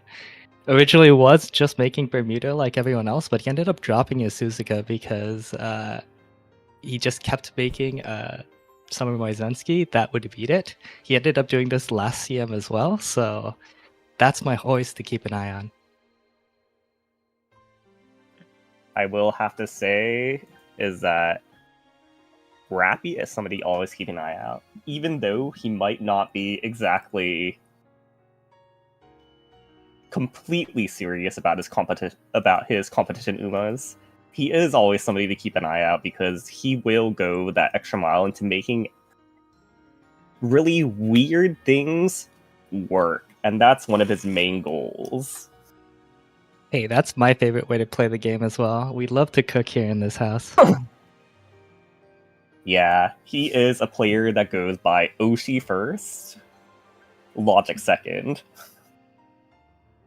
But then And man, looking these are at some that, these are some recent Umas that I'm seeing. I must have popped yeah, them up pretty these fast. are recent because these are the Festival, Gold City, and Symbolic Rudolph. Rudolph in particular is actually decently strong here because she does have that gold fall runner. And that gold fall runner is very specific in being strong because it is an insane amount of stats if you're already capped. And I believe I also saw Turf S, Medium S, so some high rolling going on. Yeah, and then Today. because of how this composition is working out, we can probably see Rappy Suzuka going all the way forward at the start, because there's going to be Toph with his Maruzensky and his Seiyun just pushing her forward, because that's how Onige works. You're looking to get 10 lengths up ahead at the very start. And then Miko with the Nice Nature and Grass Wonder looking for some debuffs to try to like close the gap in some form as well. And we're off. And then now we're off. These three frontrunners of Suzuka, Seiyan, and Maizensky will be the ones to keep an eye on. Rudolph, actually, maybe a frontrunner as well up here, coming across that first corner. And we are going to see Suzuka take that 10-length lead with that runaway strategy. I will say that Suzuka did have a late start, because I noticed that Suzuka was behind the other frontrunners, even though all of them did have taken the lead. And that's actually a major thing, because if you have a late start, you actually have to use a little bit of extra stamina to actually get to your position as an Onike compared to other frontrunners, because you are going to be doing a little bit of a spot struggle, even though it doesn't show. And that's a major thing that we're going to notice. So if the Suzuka has enough stamina, she will be able to cinch it, but then she might tire out. There's her unique right there. But then we see Rappy with his Gold City starting to shove up a little bit. This Rudolph is in front of the Summer Maru, going to fall back a little bit, and then we see the gap starting to close a little bit. There's the unique from the Rudolph, and will it be enough? We are reaching the final corner where we're going to see all of these excels coming off. Ansi coming off on the Suzuka. Rudolph hot on her tails. Saiyan Sky on the outside as well. But we do see Gold City coming in through the middle. Does she have enough excel and speed to make it? She is coming right across the Rudolph, and she is going to pass right here.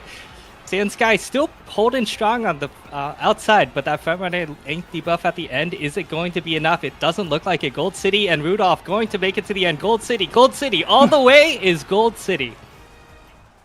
And like I said, Rappy will choose the unconventional ones, and he will make them work. That was a head-on into a Gold City unique. And if you don't know anything about Festival Gold City, it's that her unique is going to be a hybrid Axel Velocity unique, and then that in particular, if you have it on the original Uma, is extremely strong, and that can lead into just an entire stacking of accelerations. You're looking at hitting everything. I think that was a shooting for victory into head-on into Dancing in the Leaves, and that just cinched it from there.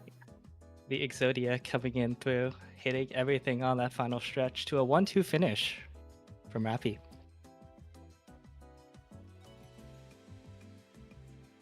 All right. It looks like we're going to have Mr. Victoria Frontier in a bit of a messy match against Destin and Ace Jacks, two players that could also take the win here.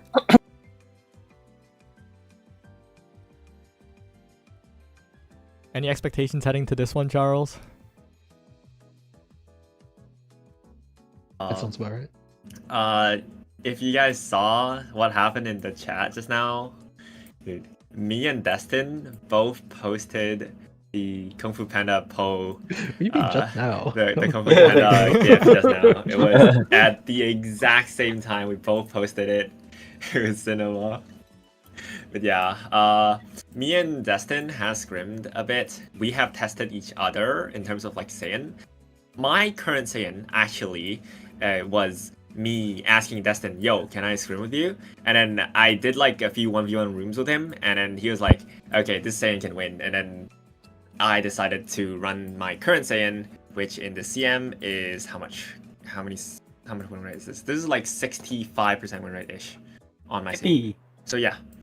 I expect a good clash, if not like a good battle. Yeah. Good luck, Destin. Wow, and you told him in chat to match tags with you. That's crazy. Does look quite nice though. Destiny had them in the same bracket. I guess you could say Display it was all of destined. the Ah! All right, Jack, that's punishment. You're casting this one. What? What? Okay. What? Oh my gosh. Wait. I was That's caught off what guard. you're I was asking. caught off guard. Please, Who's my color? Who's my color? Pick someone. I'm gonna go with Unearthly. I'm gonna go with my boy Unearthly. Sure. That's fucked up. Yeah, so All right, Unearthly is... so let's look at this lobby. So we know, we've seen so Charles come before the hybrid Bermuda. So what else do we have here? So Destin running the late Brian. That's right. I remember Destin mentioning that he ran that late Brian because he wanted something to win against the Suzukas when his Saiyan was not able to clinch the angling and scheming. So we'll have to see whether or not that will come into play here. Yeah, Shadow Break definitely a pretty good skill on this track. I mean, like carry By the over from way, Shadow Break. My Saiyan and his Saiyan spawned right next to each other. Oh wait, It's a battle. They're right. It's going They're to right be- next to each other. Destin Saiyan Yeah, on gate. I'm 50, fourth gate, Charles he's on third gate. fourth gate. Yep. Oh my gosh, this would be absolute cinema. And it'll be a duel between Charles and Destin.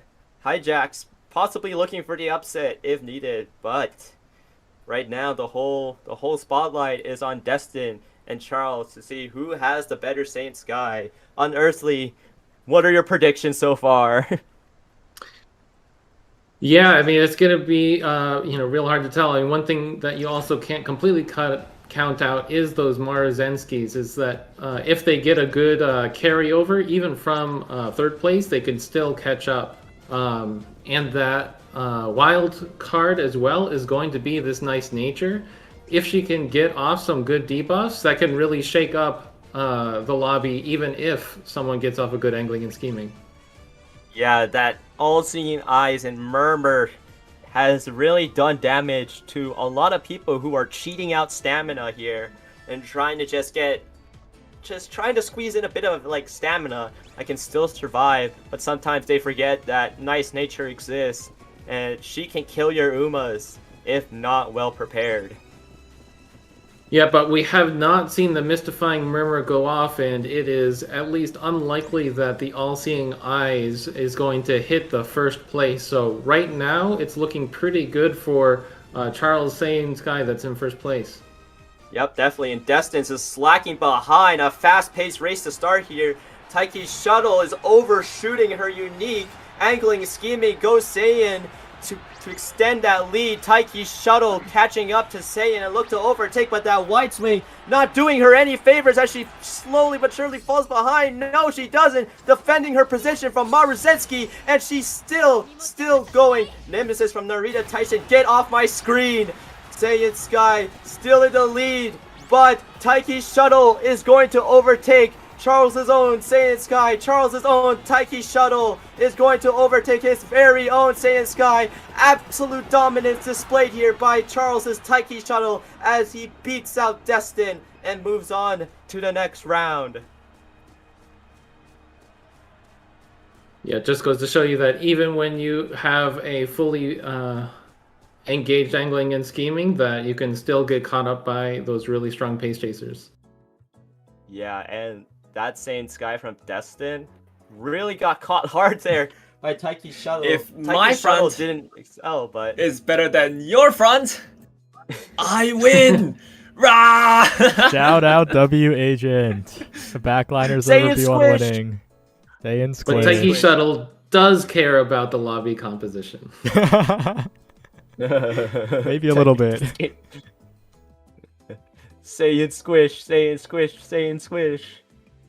All right. Well, our final losers round 3 match is coming up. It's Jackalaka attempting to survive in the shark-infested waters of the losers bracket right now.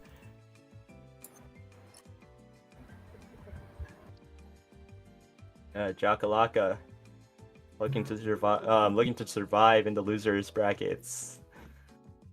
Oh, I mean, he's hoping he does. That triple crown slowly out of reach for him. and if he loses this one, he's out for good. So, but his team is really strong, so I think more than him fearing his opponents, it's going to be the other way around of everyone dreading the lobby when they see that they're paired up against him. You know what? yeah, It's time for a curveball. I call upon my secret weapon, Charles. Commentate with me for this one. Oh my gosh! Wait, is he here? Charles, are you alive? Wait, yes? What's up? What's up? All right, Charles, commentate with me for this one. Cool. Okay, one sec. Alright, Alright, sure. This is Umamusume kidnapping. Alright, but take a look at this lobby. Jackalaka, you already know the comp. He ditched Daiwa Scarlet for a better chance at winning. Do you think that it has what it takes in this type of lobby? We'll see. Like his Jackalak, his triple, his front pace, his Bermuda Triangle, as we call it, is strong. Is indeed like has shown results, and like he has been prepping for this. He wants this, and we're going to see if Leo 9 is going to put up a fight against Jackalaka, and if Siab is going to be able to do an upset, because there is like how many lates, how many paces in the lobby? Does It's do like they just have, Celicia, right? Basically, taking the back it's line. like 2 lates. There's 2 lates on the lobby in the lobby. So yeah, it's battle on front. I think Taiki and Maruzensky, one of the two is going to win, and it's just a matter of who's stronger. Yeah, Okay, send it. Heading into the race, last chance for Jackalaka, or one of a sequence of last chances in this losers bracket here. Leo 9's been here before, has defeated Jackalaka before in a Carat clash that Jackalaka ended up winning. So if there's anyone that can do it, it's Leo 9. But take a look at Celicia's roster. This is not normally. This is like the most off-meta roster that you can find here at Carat Clash outside of the first few rounds. It would be pretty impressive if they can win here. Where did Jackalaka spawn on, by the way? 1, 2, Am I 3? seeing a 1, You 2, can see, 3 yeah. gate spawn on Jackalaka? That is crazy. If Hang that, on. Suzuka being gate 1 on 10 no-show autumn is like canon. Alright, let's go. Let's see it. Yeah, I mean, that is ridiculous. Best possible situation for Jackalaka as the Suzukas move up here. But that's the outside Suzuka. That's Leo 9's contesting, and those Suzukas are not long for this world here. It's going to be up to the Pace Chasers and the Marzenskis to maybe find a way through. And my eyes are also on that Rice Shower. Has the potential to maybe do some damage here. The Pacer Taiki is really far up, by the way. Unless it's a front, but yeah. Since the lobby is fast because of 2 Onige Suzuka, if you're a Pacer Taiki, you kind of just still stay there. This is like... I think it's just Taiki or Maruzensky, one of the two. Suzuka is gone, and late end is pretty much non-existent. Look at in the back we have like number 9 and I think number 8, I believe. Yeah, it's sorry, this is like number 6. Yeah, it's gonna for be late orders. It's gonna be a little rough, I think, for the Suzukas. They're already showing signs Leo 9 of Suzu death. has hit Rod. And over at 2nd, 3rd, 4th place, we have number 3 and number 7. Number 7 is actually Leo 9's Maruzensky. And Jackalaka's Maruzensky and Leo 9's Maruzensky is actually going to make a run for it. Oh my. Yeah. Jackalaka with the Go First Forever. Will Jackalaka be able to catch up? Jackalaka proccing and dueling. This is the Bermuda, the Battle of Bermuda. The 2 Taiki shuttles, the 2 Maruzensky in the front. And the 2 Maruzensky actually it's a battle for speed. Will Jackalaka be able to... Jackalaka's inside! Straightaways, double circle, and Jackalaka's Jackalaka inside! inside! It actually takes it! Oh my god. The closest possible Oh match. my God, Procs that the was so velocity. close. That was so close. Oh, your freaking head! I think this is the second. Run faster! Run faster, faster! You just have to be stronger. And Jackalaka proves it once again that he is, in fact, stronger. Among the best of the best in VF Chord. Charles, I expect that in your next video Buy for it. how to make a CM course. Just run faster, faster. Yeah, just run faster. Faster Uma Yep, wins. For the Arimakinen, all you have to do is just run faster, faster. Yep. Faster, faster. Proved. This is why you That double was really circle your close. straights, guys. This is why you double circle your straights. Something like this could happen. That was really close. That's nice. All right. The first across the finish line wins anyways. Yeah. But actually, that lobby actually shows why some people like Leo 9 are running the front Taiki instead of the pace Taiki, is because unless you have the really strong middle game to push up, you just get completely shut out of the shooting for victory. Right. Yeah. Front Maru right there actually clutched up. I think Leo 9's Marzensky procced SFV first and then overtook Jakalaka's. I'm not sure if Jakalaka procced SFV. Like Jakalaka was looking to lose a little bit there, but then caught back up with Go First Forever on Bourbon and also 2 straightaway skills on the home stretch and closed it off with dueling. It was really good. Rough matchup though, unfortunately. Celicia did well getting this far, but ran into the worst possible scenario. Yeah, it's really hard for possible backliners scenario. to beat. It's near impossible to beat that sort of fronts. They go too fast. Yeah. Sleisha was in a tough spot for sure. But, I mean, did well, so. Especially going up against 2 powerhouses. Oh my gosh. I can't believe that was losers. Guys, that was just. This is the Carat Clash where people die and lose. And honestly, I'm down to just go Charles is next. Sure, I'm down. I can be the lobby maker. Oh no, the lobby already got The made. guy made the lobby. I made the lobby. Alright, cool. All right, and that's gonna be Shino and someone. Who wants to go? I guess I lost track. Let's send it, Sheena. Alright, let's do it. Has Mono went? Or Looseless? Or. No, Mono's up next. I think. went with Chino already. Okay, so it's Mono. Wait, Mono? Because I already did it with the Mono. Oh. Alright, I'm in. I haven't gone in a while, so let's just send it. Oh, true. Maybe we should spreadsheet this next time. 5 base commentary picks. Get all the combinatorics if you know everyone. Danish trials very common. No, but the reason is if you have like 3 and 4, right? It like desyncs perfectly to like rotate, right? Yeah, we kind of have a lot of people in here. Yeah, we do. But it's like more fun that way. Yeah, it is kind of fun. Yeah. As long as It's also a little bit challenging because some of the casters are playing. Oh yeah. What are you talking about? That's That's when it's the best because that means you get the most biased commentary. Yeah. If we get someone to commentate their own race, I think that's funny. I could do the winner's final if you want to let me do that one. Yeah, let's do that.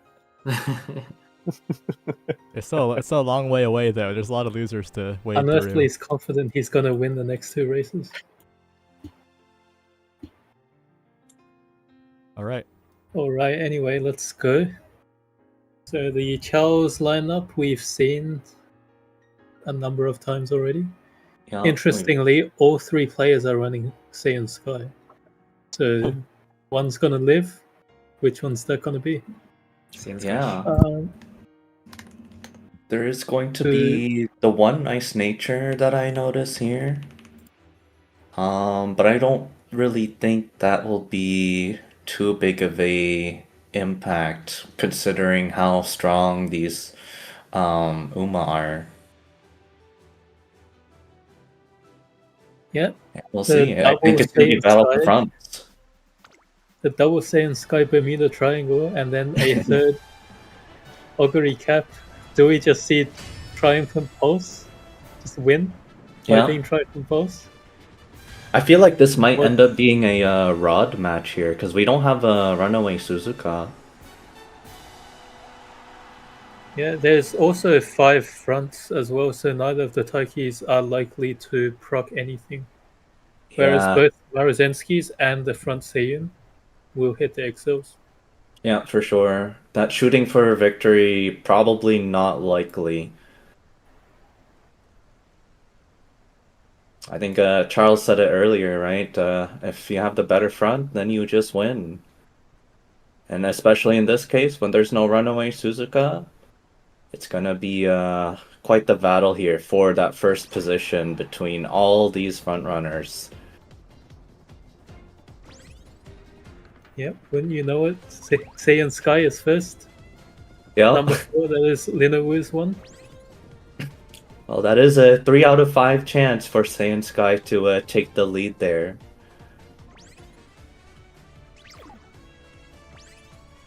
Charles the Saiyan yeah, Sky has please. already built a pretty big gap to the other two, but Yeah.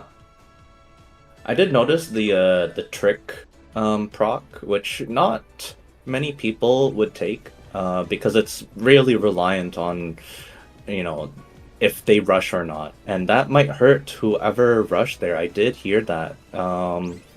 Could be a Saiyan Sky, could be a Marzensky that got hit there, so that might impact the rest of the race here.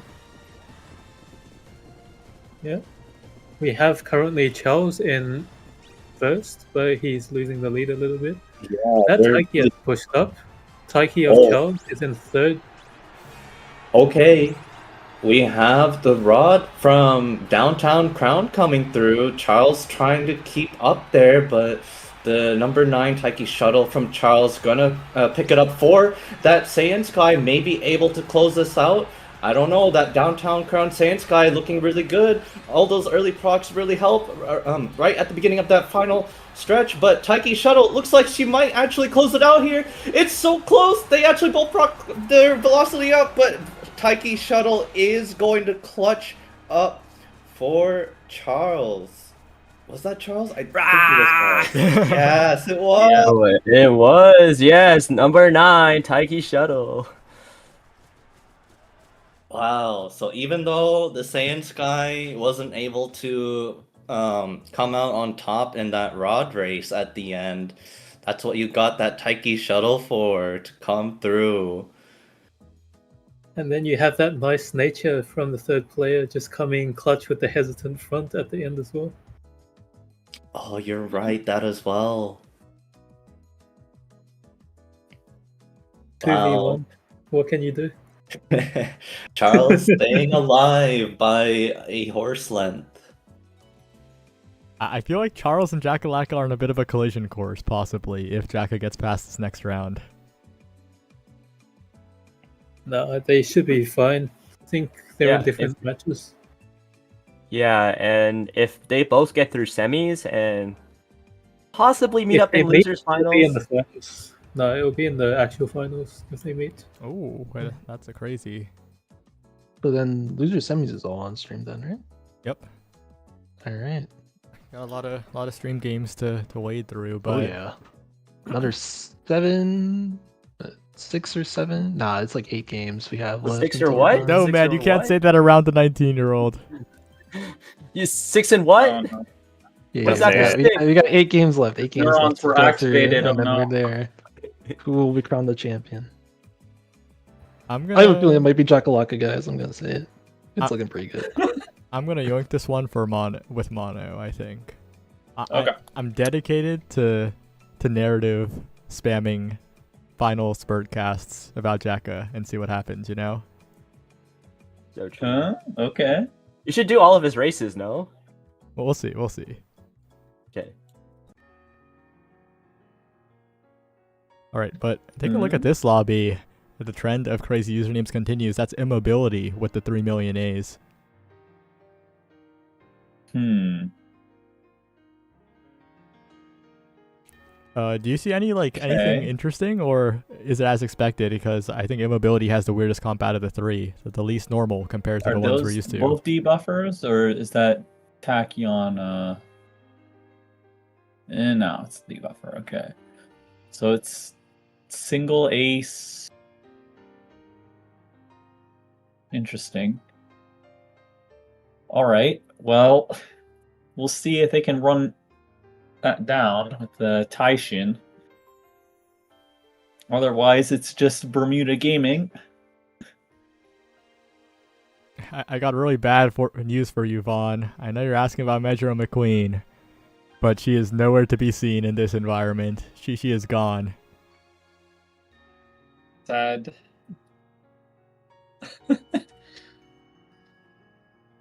Well, even though we've seen just Bermuda all day long,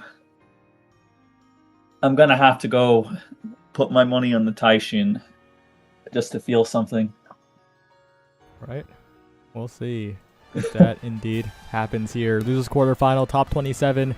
Jackalaka's journey ending here would be tragic, but these competitors could put a stop to that path right here. So we'll have to see what happens at the start of the race. There's so much that can go wrong in Umamusume. One thing that I want to note is like, you guys here is like the Bermuda scrimmer. At least he was scrimming Bermuda before I even made the video.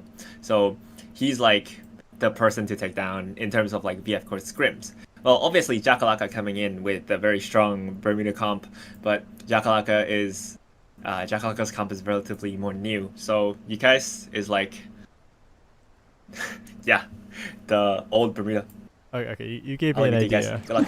You gave me an idea. Okay, we'll see what happens. But so far, the Sand Sky is proceeding as normal here, and it's going to come down to the Marzenskis and the Taiki Shuttles. I think we've seen a lot of Taiki Shuttles succeeding today, right?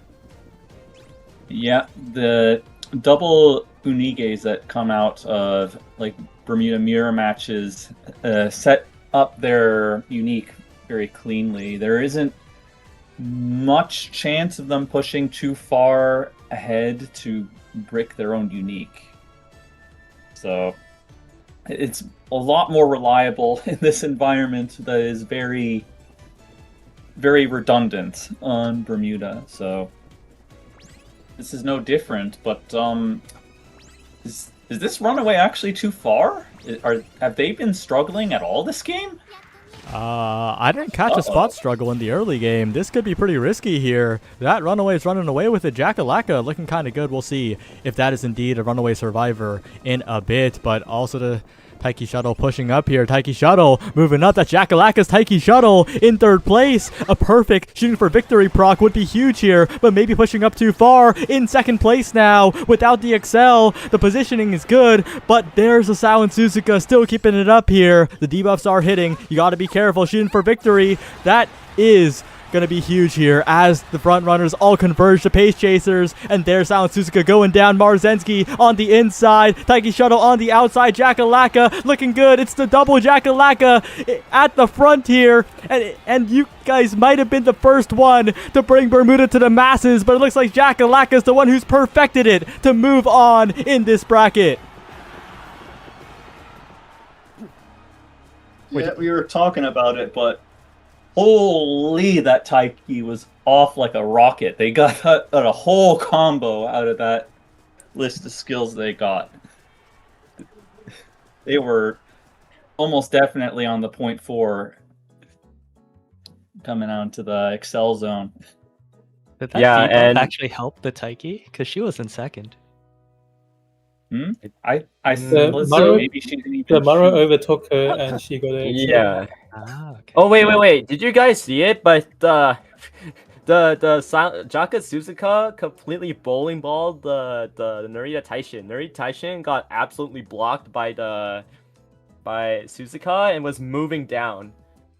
Like she got blocked, like legit. Like she couldn't even push up on the final straight. Like Taishin got blocked hella. Man. The woes of N's solo ace. Guys! Koyu, I was right. Jackalaka, Charles, bottom loser semis. Oh my god! And oh my god! Yunaka survived. Oh my god. Wait! Yunaka survived. That's Ultra Dre. Wait, didn't Yunaka lose in like round 2? That's crazy. Ultra Dre, Alright, Yunaka, you have the sorry, chance to but do the funniest thing. Ultra Dre, I think this is where it ends, man. This is where it ends. Nah. You have the chance to do the funniest thing. Chat, I might be Ultra cooked, Dre chat. wins. I will. Uh, What would I do if Ultra Dre wins, guys? all I have to say is there will be no chances for any Taiki shuttles in that matchup, because that one, it's going to be Maru Suzuka Daiwa from Yunaka, Maru Suzuka Taiki from Jakalaka. Oh my god. Wait, what the Look hell? at that top. The top Oh my lobby. god. Yo, unscrimmable wasteland. Actually unscrimmable. Actually unscrimmable, bro. What? Slime Charles. No, Attack Charles. like the bottom lobby is crazy, but the top lobby, I mean, That's it's so generate bottom lobby me a crazy. BF lobby, a UA fantasy and Rappy. Holy. These teacups feel so wow. AI generated, man. Well, as Man, we Grok, start getting generate toward the the end zone top losers, lobby this is gonna happen. Only a few are going to make it out. Look at that matchup Yeah, though. this is- You have No you have way. Fish, Fantasy, and Rappy in the same bracket. Like, what? That's And then you go crazy. one down, it's Koyu Nikro Sabo. Oh my gosh! I feel like we have to call all of these. Yeah, Maybe we- I don't know we about are Randy. doing I don't know all about these. Randy. All right, I Okay. think Koyu Tibbs for this one. Okay. All right, we're heading into the top one very soon. We've cut down all the way to top 15 now. Everyone's in the top 15 right now.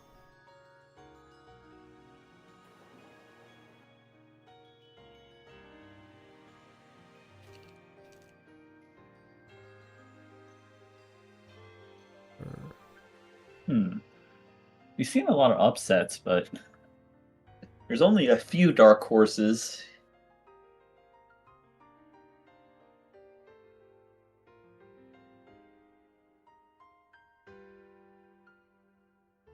All right. Well, Koyu and Tibbs, what do you think about this hell lobby right now?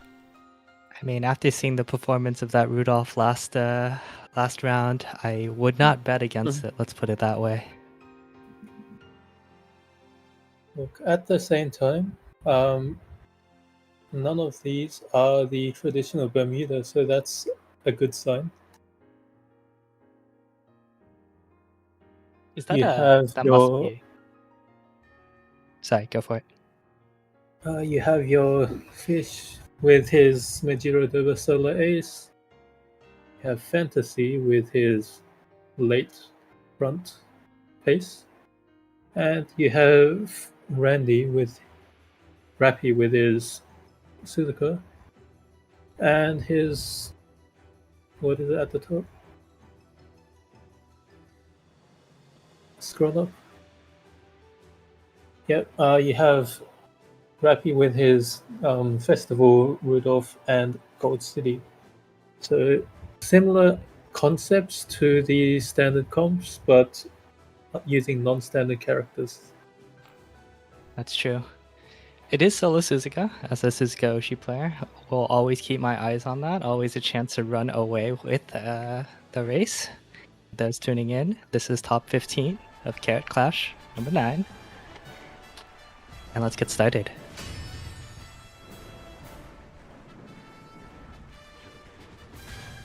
Alright, coming into the match, we have Suzuka by herself, so there is always that possibility that she just runs away and never looks back. But behind her, you have two very strong fronts in Marozensky and Rudolph. Rudolph with that better mid game, potentially, but Marozensky with a stronger end game. It will almost be certain that Taiki will get her excel in the composition of this race, so another racer to keep an eye out on, and it looks like they're about to be off.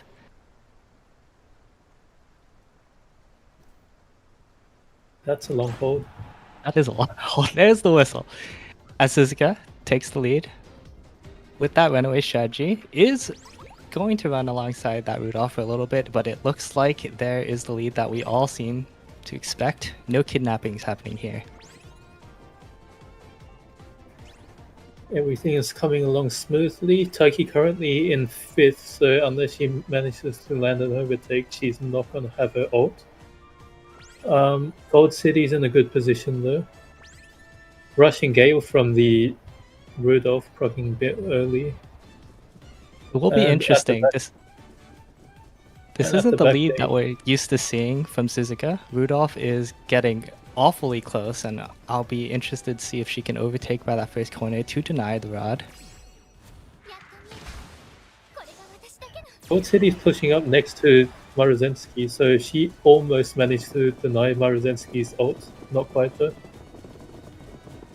And Agnes in the back with those debuffs soon to roll in. But Escape Artist has procced at a really good time. I think that's actually going to carry over as we start getting into these corners. We're seeing the corners proc as well. Arrows, whistle, shadows disperse coming in through as well, but Suzuka with the Ansi is going to come through. I haven't seen that unrestrained proc yet. There it is, a little bit late, so this is probably not going to be a Suzuka angle. Dober coming in off the side, Gold City there as well, and Rudolph, those three looking to pass the Suzuka. Taiki in the back as well, but Dober's in the front. It looks like her excels and her speed are proccing. Can anyone catch up to this Dober? I don't actually think so. Velocity up on the last second. It might be Dober all the way, and here we go. Yep, you're there with the solo ace, just takes the win. Oshi Gaming at its finest.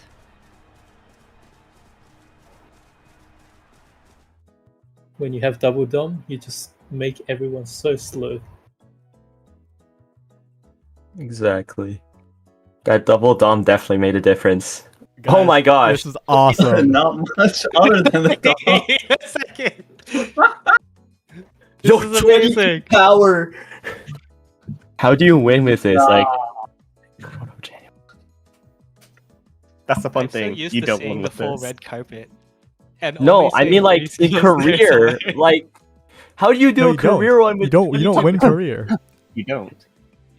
If you But like won you Korea, squeeze out won't be 1k a win. C+. How it's 1k win? What? Okay, this is ridiculous. What? Oh, Basically, what you do is you spam wit, and then you start failing training on power to drop the makes power. sense. Yeah, makes sense. I Huh. don't really do that, so I only did for Harurara. So I do know that, That's yeah. going to be UA taking first, Rappy taking second, and Fantasy in third. Slightly disappointing of a finish, of course, for the players eliminated, but what can you do? They're monsters at this point of the bracket. Top 15 is quite the achievement. Yep. In a lobby The as stacked turnout as has this been one. crazy. It feels Top so 50 rough, was though. like- Because if you win here Yeah. and move on to top 7, then you're in the top cut bracket, you know? Like the top cut graphic Yeah. as well. Like that's True. where you get remembered. Oof. but in this Carat Clash filled with so many good players, with well-trained Umas, it's so hard to crack that top 15 and top 7. It would take an absolute miracle for the average player. Redemption arc. No, in no, Ayuma my Kinney. eyes are firmly on Ultra Dre right now. The miracle is not impossible. It's unlikely, but it's not impossible, you know? Yeah, the thing McQueen, Measure McQueen said about miracles or whatever. I forgot. You forgot? Well, oh, I can't ask you to cast this one. Shino, pick someone. Oh, Shino, I'm pick someone. saved. I'm saved. Oh my god. Who have I not? We haven't run together yet. I think everyone else. Us two? Mostly. I'm down. Yeah. Let's do it. You know, I was gonna say, with the way things have been playing out, like, you know, random upsets and whatnot, I feel like this is not unlike, you know, actual horse racing where it's like, damn, this is really like the top 5% making it to this like top 15, right? Like that we could have our very own triple crown on our hands here. Yeah, and to add to that, it's also kind of like this is like pretty competitive, right? Like a lot of people like brush off Umamusume as though it's RNG, but at the top level, it is just whoever can just make the better Umas will most likely win, and that's why you see a lot of names consistently at the top. Yeah, like it's RNG, but it's like you have control over the choices you make when training your Uma, right? Like when you are going for this tippy top kind of like, this Uma has to win. This is my ace. This is my Oshi. I'm Oshi training, or I'm doing meta. I'm doing Bermuda Triangle. Like they're going for trainings or races or whatever that most of the average players will not be doing. Yep, and while we've seen all these close calls, the good players win all the close calls. That's what happens. No, sometimes you don't win though. Like there are a lot of good players that lost in losers round 2. Let's be clear, but disasters can happen. But yeah, what was the one race? I think it's the Japan Derby. That's like the luckiest Uma is the winner.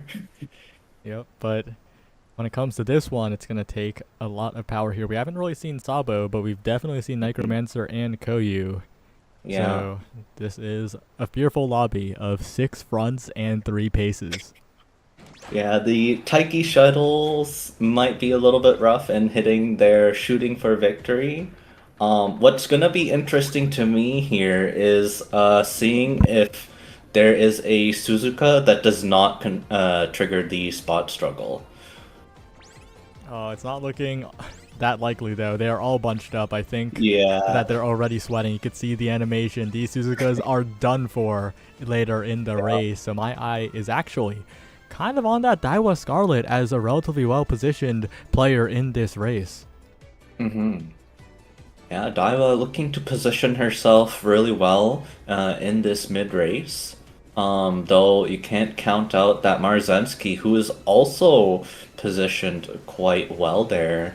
The number 9 from Suzuka from Sabo already falling back. There is a chance that if all 3 Suzukas die, then the Taiki shuttles might come into play, but I don't think the Marzensky and the Daiwa Scarlet are going to have anything to say about that.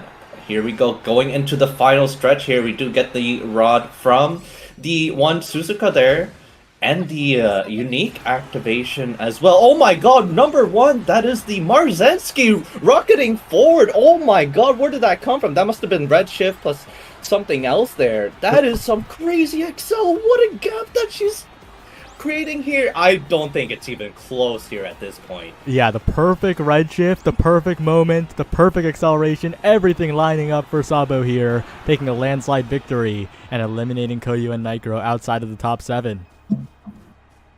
Oh my god, when I saw that number 1 just rocketing forward, I'm like, is that the Daiwa Scarlet? No, that's the Marzensky actually just shooting up like that. I missed on the activations there at the end there, but I wonder, shooting for victory probably proc there too, because she definitely had the 4th or 3rd position. Yeah, just an absolute monstrous burst forward here. Man, Koyu and Nitro just got nuked in a repeat match of winter semis because they were in the same lobby together against Bodog. Also got nuked. In the same kind of rematch. Oh my god. Right, well. Crazy. Actual frauds. So true. Always has been.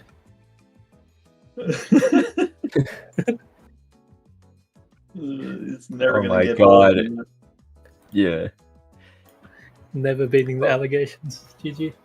All right, next up is the Randy, Peter Fang, and Down Bad for Myson lobby. Jack, you have been called upon to select a co-caster. Unearthly, you want to run it back again? Sure, let's go. Holy shit. I love Unearthly, sorry. It's okay. This is a really interesting lobby anyway. Yeah, definitely. And also, we're past the point where we can avoid duplicates. Exactly. Let's see. What's the lobby code for this one? Oh, I found it. Yeah, so we And what I know say- that Randy is running the double and plus. I think he has a debuffer, right? All 3 have debuffers. All 3 have Dominator debuffers. So essentially, they all cancel out.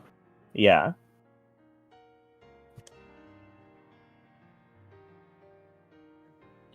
So it all actually comes You down have the room to... now, or is it just?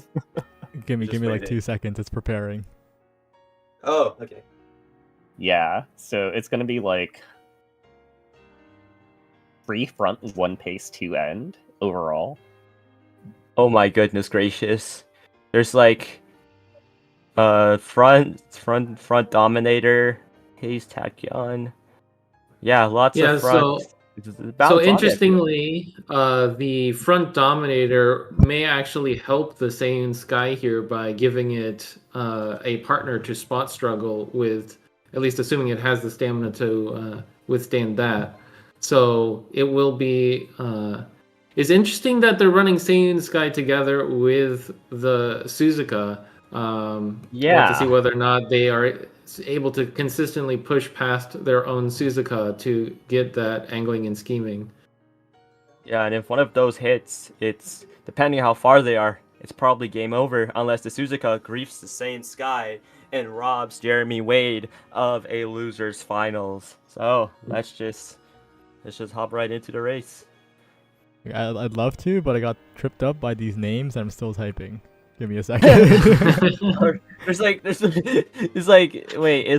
Randy's name in like Chinese or something? I don't remember. I think it's not. It's not. I'm tripping. No, it It is is Chinese. Chinese. It is Chinese. It is. Chinese. Okay. Yeah. Charles said it means something unfortunate. No, Oh my it means God. like I would rather disappoint others, or I would rather disappoint others than others to they grief me or whatever. Like it's a really rough translation. It's Randy might not agree with it, but like it's a really rough translation in Chinese. I don't know if he doesn't agree with it. I'm not sure why he has that as his name then. Probably lost the bet. Anyways, as we hop into this race, yeah, this is pretty interesting. The Saiyan Sky and the Suzuka, probably big contenders here, but don't count out Randy's gold ship. Good stats, good mid game, and that anchors away, going to push her up all the way to where the front runners get, really scared.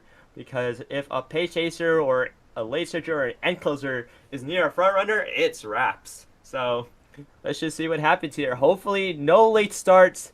Anything funky happening, but let's just see.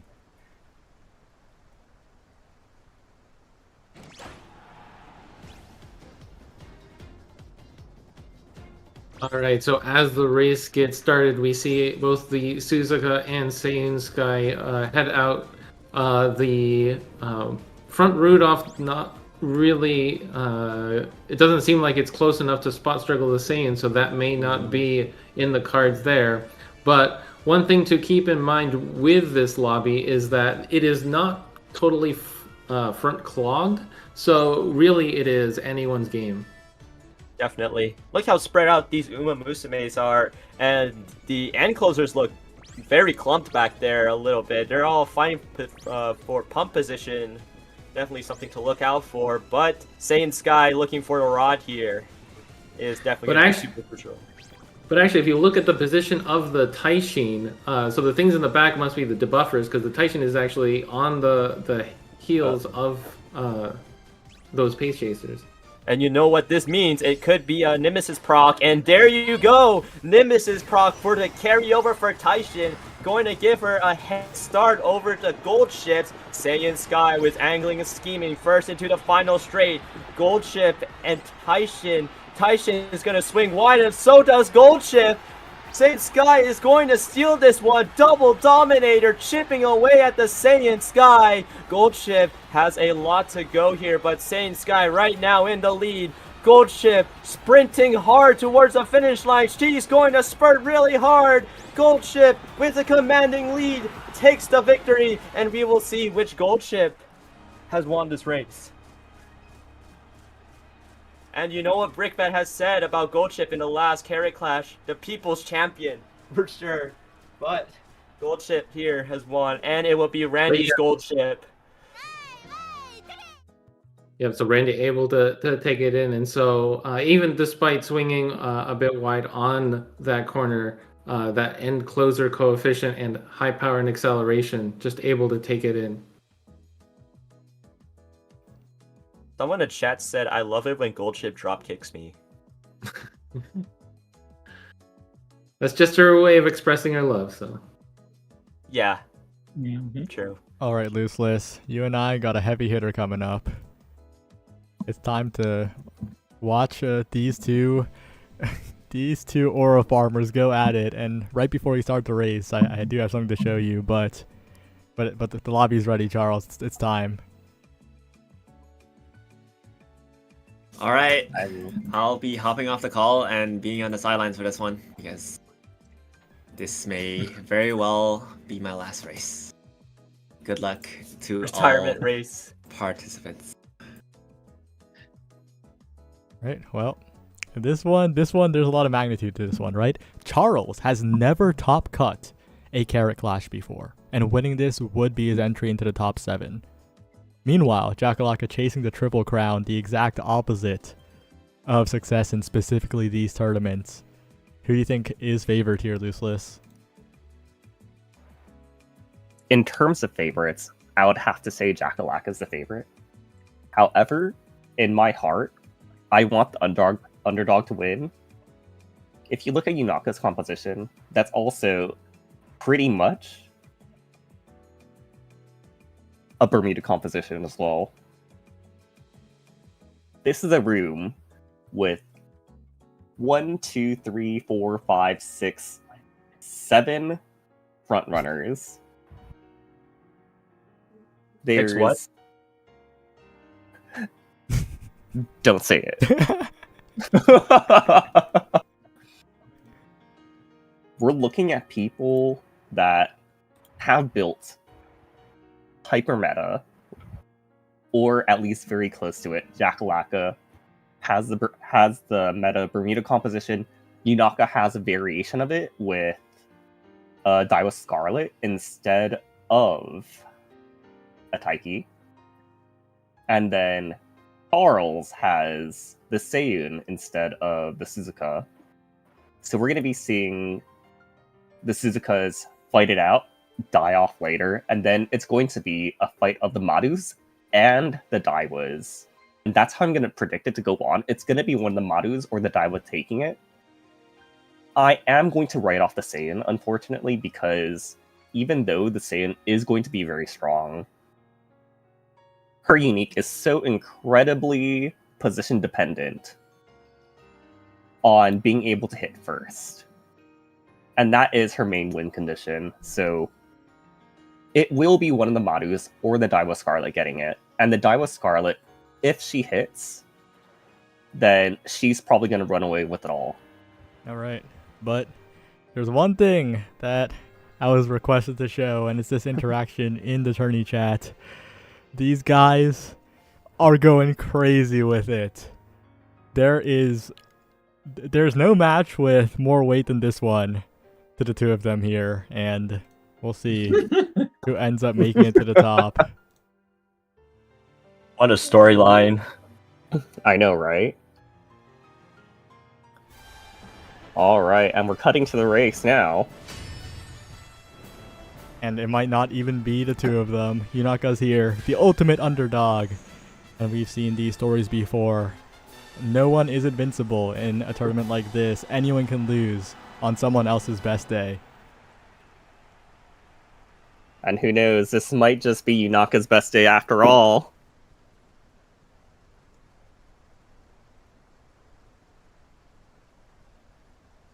But we will see which front runner decides to take it all, because this is going to be battle of the fronts. There's only 2 paces. It's this entire lobby. It is a nightmare lobby for anybody not in Victoria Frontier. And the fact that Yunaka has made it this far into the bracket is a testament to how real this composition is, right? Like fake Silent Suzukas do not create winning Bermuda compositions. If they cannot contest other Silent Suzukas, you lose. And that's what we're seeing here. The Suzukas keeping pace. Yeah, and then at the start of this race, we see this Daiwa Scarlet maintaining a very good position right behind the Saiyan Sky, because in this kind of scenario where the Suzukas will tire themselves out with the spot struggle, and Saiyan Sky might get overtaken, even though it won't be particularly soon, Daiwa Scarlet has that unique of like having that first or second position activation, Maruzensky with pretty much an entire unique just for getting into that really good position. Right about now, we should be seeing red shifts coming out. About now, we should be seeing any kind of Excels coming out right now, and here we go into the final stretch. Oh, it's so close. Can Charles get past the runaway Suzukas with this Saiyan Sky? But it looks like it is not the case here. Anglian scheming off the table. That is the Maruzensky of Yunaka looking to spoil the story, looking to take the victory away from these two who thought it was theirs, who thought they could hand it over to each other. But instead, the Maruzensky falling behind. It's a Saiyan Sky running faster. It's a Saiyan Sky maintaining pace. It's a Saiyan Sky doing it all against Bermuda, against all odds. She gets it done. And Jackalaka falls. We have a whole new ball game. Run fast, The favorites faster. win it all. Triple Crown denied. The one that was aiming for the Triple Crown. The one that was seen as a serial killer. The one that was killing people. The one that was the demon for the last two Carat clashes. Falls down into the depths. And we The have... grantor of the Falcorbs. And we have the saint of the Victoria Frontier Discord, Mr. Victoria Frontier himself, make it into Top Cut for his first time. That guy's never been here. That guy's always crashed. Never, yeah. He He was, yeah. Saiyan Sky, him and Saiyan Sky, man. But man, it's a whole new ball game with the new. There's going to be a new Carat class champion for sure, and with Jackalaka being out, it sure opens up a lot of opportunities for these players in the top 7. So we don't know. Talk time and time again about the Falcorb curse, and now the grantor of Falcorbs has come to make sure that Jackalaka pays for his borrowed time, ignoring it. It's okay. Fraud Corps will always be Fraud Corps, myself included. Real. Shrew. All right, but we're going to take a trip up to Winners here, where the ones that have not been brought down to Earth yet reside. It's Ubercruel, Bodok, and Unearthly. But before that, maybe a word from Charles. GG.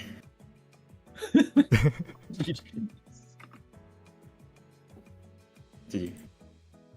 Jackalaka Triple Crown denied.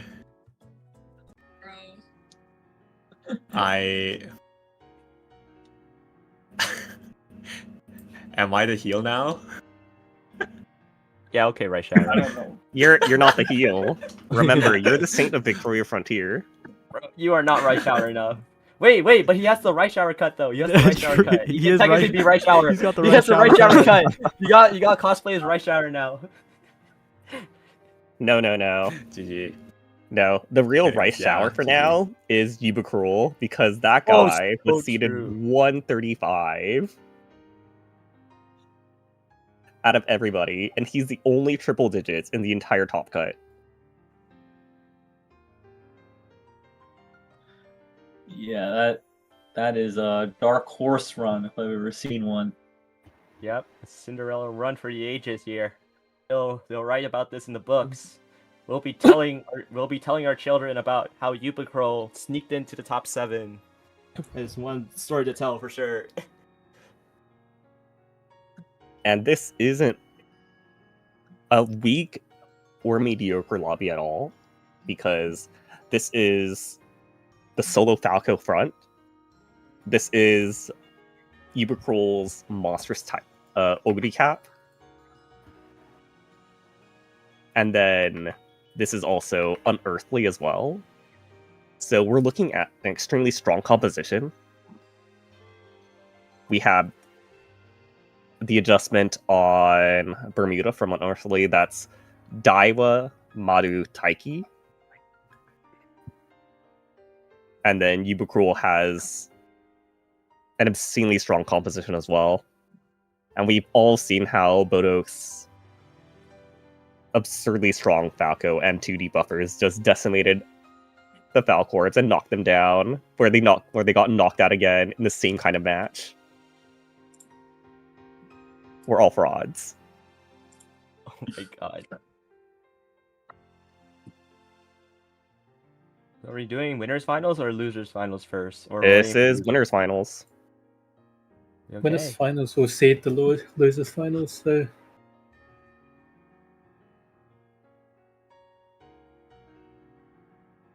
I need to like fix the overlay though. Give me a sec. The top bracket is messed up. It's evil. What the? Yeah, it's a little evil. What's going on? It's cut off in like a bad way. Okay, well I think I fixed it. That's nice. Don't worry about it. And it says now preparing the race. Unearthly, you gotta press the start button. I have to press the start button, alright. Alright. Who's calling this one? Is it Jack, I said you said you wanted to. Yeah, I had dibs on Ubercrawl, so That's crazy. Having dibs on Right. on the guy. With who though? Unearthly? Yeah, Unearthly, with my boy Unearthly. try casting my own match. We'll see how that goes. Oh my Remember, god, you're wait, he's as biased as you want to be.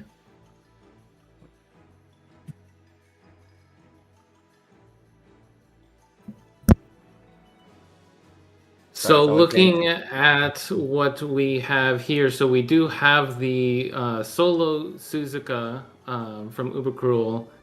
So that is one to keep an eye on. Besides that, we do have the two front dominators, and then the three unearthly fronts.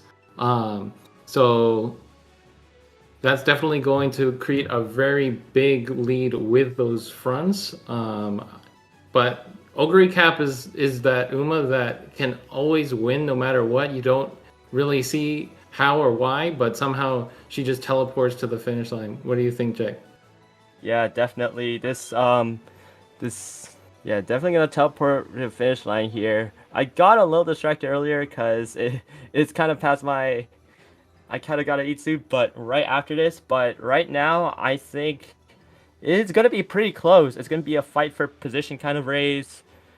It's gonna be heavily emphasized on fighting for position on the front side of things, and that Agnes Tachyon with the debuffer and Ubercrawl with that Ogre Cap has the blood of many Falcorps as of recently. So let's see if Ogre Cap can pull off that stunt again.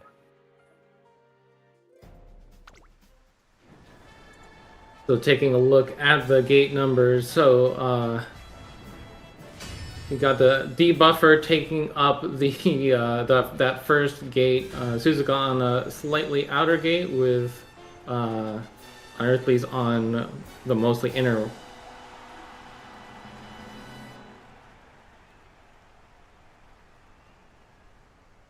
Yeah, this comp of Daiwa, Taiki, Marzensky has been super consistent.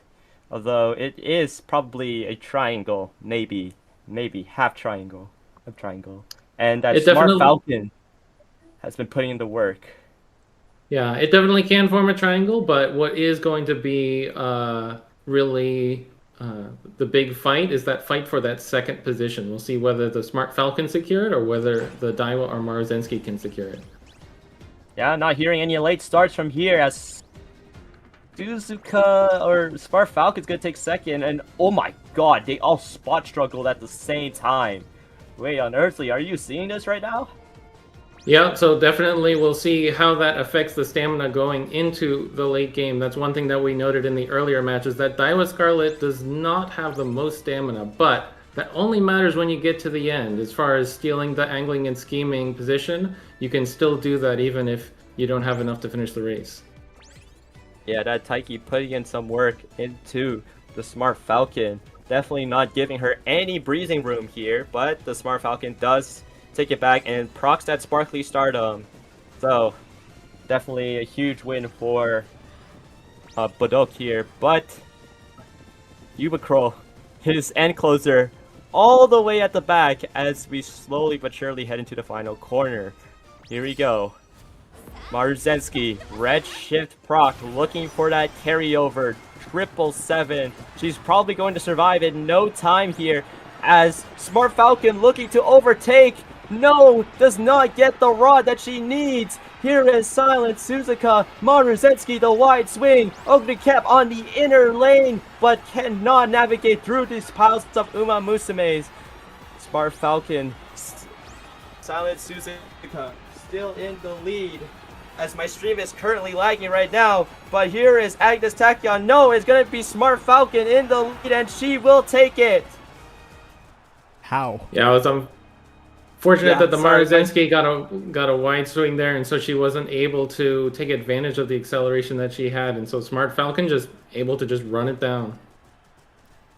Is Double Dominator the strongest thing in existence? That was no rod. Well, what was the 1.5 length? So that's a Dominator win, then, isn't it? It's a Dominator win. Yeah, consistent title.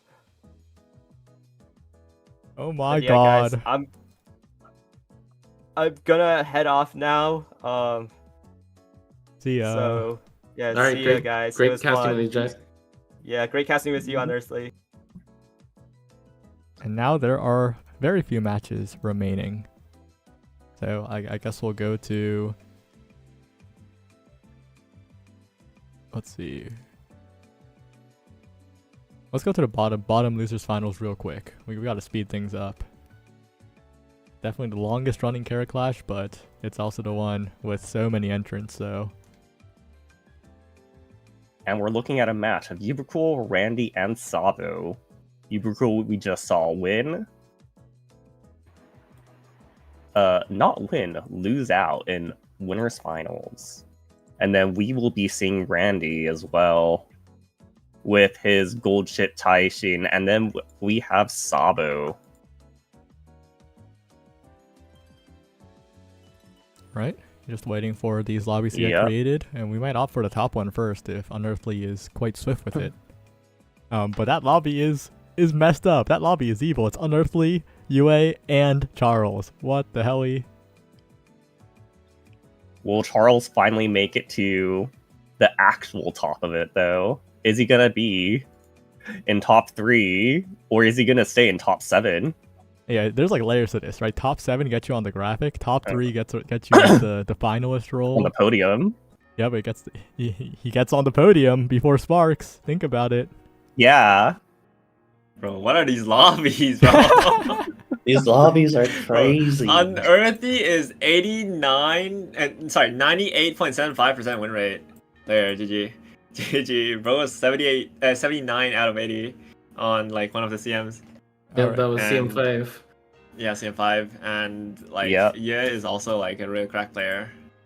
I call upon. I'm just a jobber, bro. I'm just a jobber. I call upon Mono for this crazy lobby. All right. Losers finals. Well, we all know what we're working with here. Prepare your coffee pastas for when Charles loses. Oh, I'm sure people are itching based on these bets. Channel point prediction. Doubters are out in force. Charles wins it all. Yes, 14%. No, 86%. But taking a look at the Umas here, Mono, do you think that Charles has a chance at it all, or will it be Unearthly or UA's time to shine? These both this Daiwa and the Dober, we've seen just steal games over and over and over again. It is anyone's game, but Charles could just win by default with the Seiun Sky just as easily. So yeah, and that's the thing about a lot of these like top players, right? They have a lot of win conditions. Yep. I think what a lot of people misunderstand about Uma is that you're not racing to not lose. You're racing to have a win condition. If you don't have a win condition, then there's like no path to victory. But in this lobby, there's too many paths to victory. Yeah, there's also the other thing about committing to one win condition and making it as reliable as possible, like what Fish has been doing, versus just having 2 or 3 win conditions and not supporting them much. But that's what makes Bermuda so crazy. You have multiple win conditions, but they do support each other through spot struggling and jockeying for position during the mid race. That's what makes it broken, not not just like raw performance. Although they are competitive in isolation as well, which definitely helps. All right, and we're heading right into it. Taking a look at the gates. Any particularly lucky players here heading into this one?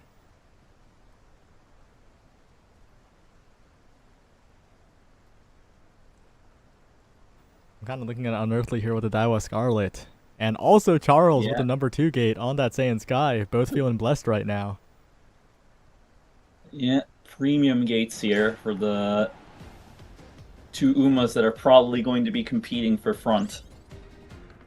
And the lack of Sound Suzuka does mean that the Saiyan Sky is going to have a lot better of a time in this environment. But that's the Taiki Shuttle getting to a large lead here from Unearthly. Yeah, that might throw a wrench in some of these ability activations, but that might actually be bad for the shuttle here. That's true, especially if overtaken and stuck in second place in no man's land. Right now, though, a massive clump at the front, everyone just rushing forward. All the frontliners acting in a pack as the mid-game is being played, but Saiyan Sky having trouble overtaking.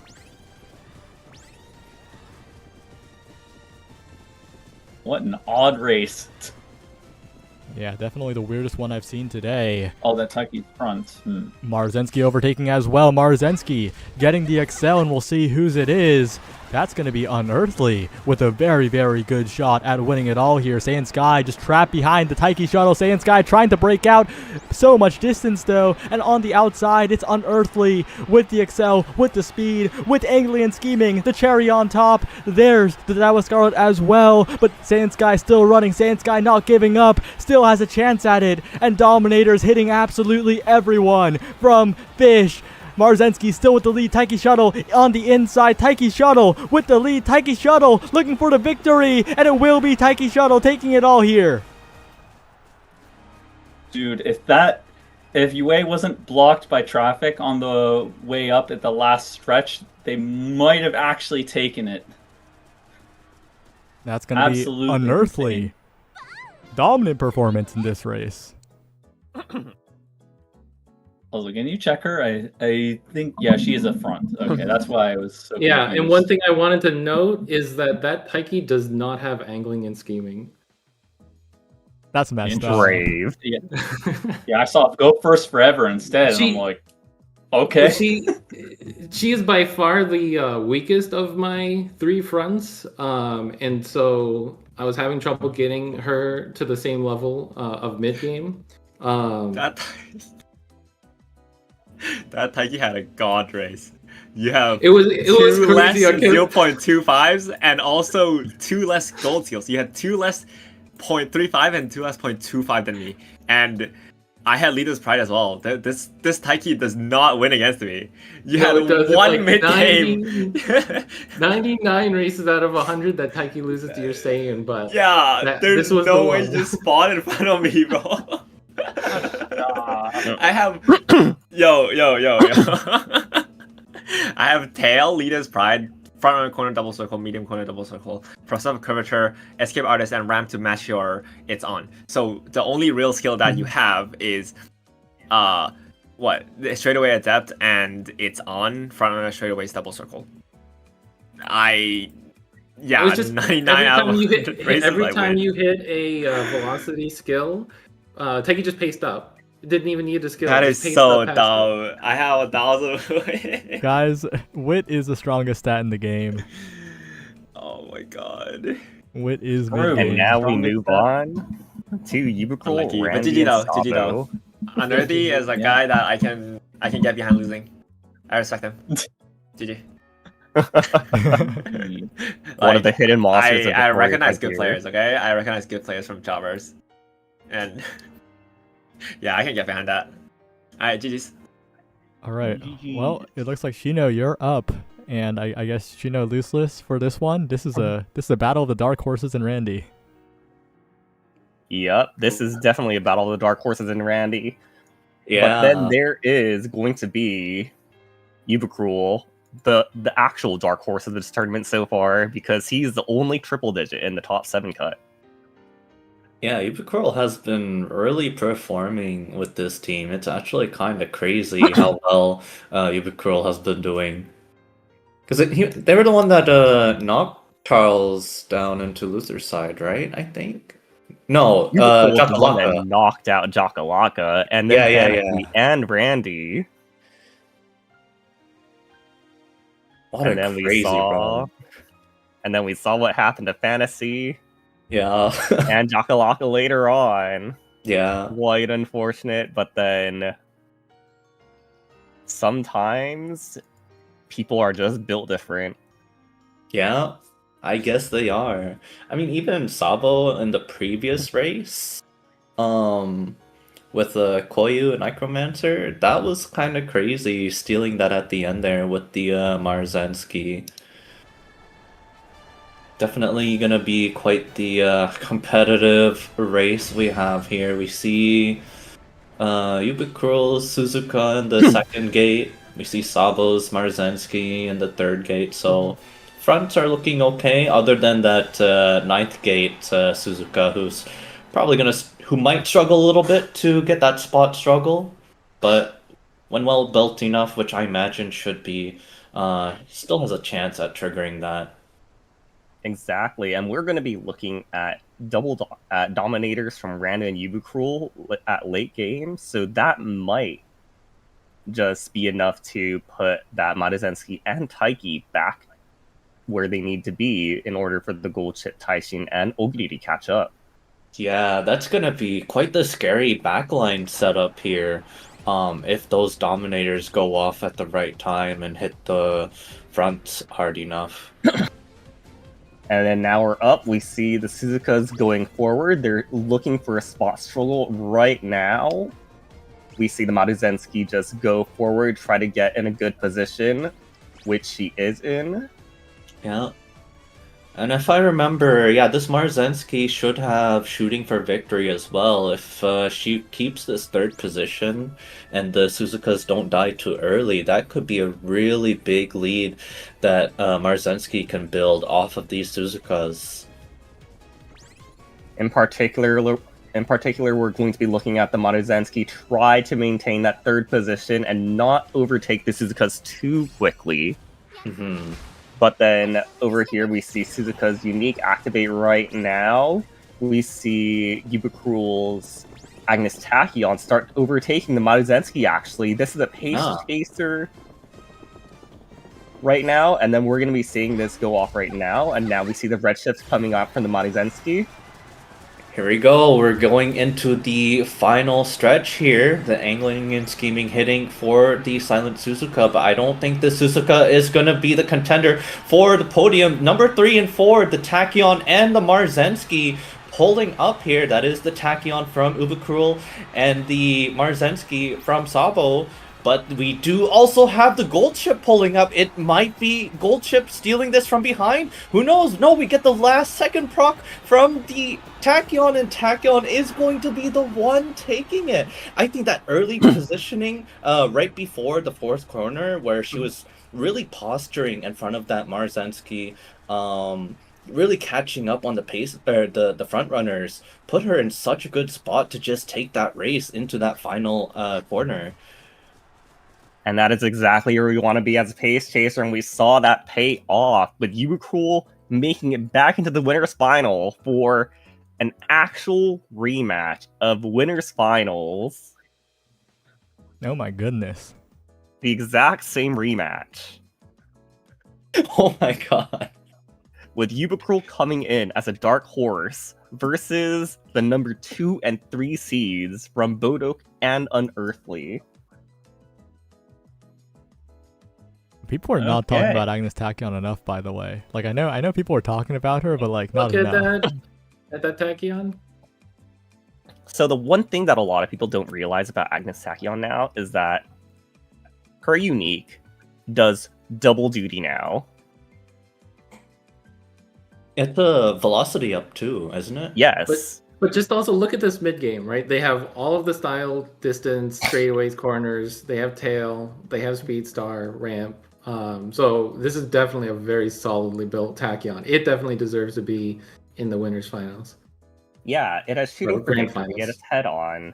And then They even have pump. because Yeah. yes, it has pump for very specific situations. Like for example, there's 6 fronts in the lobby. This Tachyon can push up. No stopping me. Speed star is incredibly important on pace chasers, especially for the SMAT. And then Tachyon is just able to use her unique for that extended velocity up during one of the corners in the second half of the race, and this is going to be very specifically for mid-race in particular, right at the mid-race point. Yeah, That's when you especially get Yuma. Yeah, and if you combine that with tail too, that is a pretty strong mid race. And that's why we saw this Tachyon just overhit Maruzensky. But now we're gonna be heading into this rematch here, the final race of Carat Clash, number 9. What a tournament it has been. Lots of ups and downs from all over the place, right? We get people getting randomly upset. I say randomly, but we see Ubiquirl here with such a strong team lineup here that it's not a surprise that teams like this will go unseen when there are so many people signed up for this. Yeah. This would. To gain notoriety, you need to start somewhere, and so this may be where their start is. Yep, taking Chakalaka's spot on the 1, 2, 3 grand finals. Throwing a gigantic wrench in the storyline. Don't worry. There is a 1. It's Ubiquirl. He has that 1 in his seating right there. Yup. 1, 3, Ignore the 5. other 2 numbers. Forget Ignore about the other 3, 2 5. numbers. Yeah, ignore the 3, 5. Yes, they're not sig figs. I'm a scientist. I know not to count those. Not significant to Ubiquirl, but Unearthly, do you want to cast your grand final? Sure. Let's do it. All right. So all right. So this is actually a repeat of the winners final that it casted before. So we at least know how this can shake out. So last time it was the Smart Falcon that took it.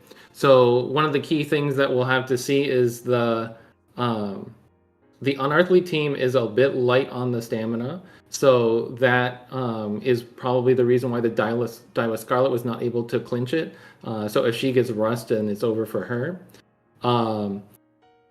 but that tachyon that we've seen, so if it, so the one thing about this lobby is it is 7 fronts, so even that pump, it may be difficult to hit for that tachyon, or so we'll have to see whether it just comes down again to the battle of the fronts.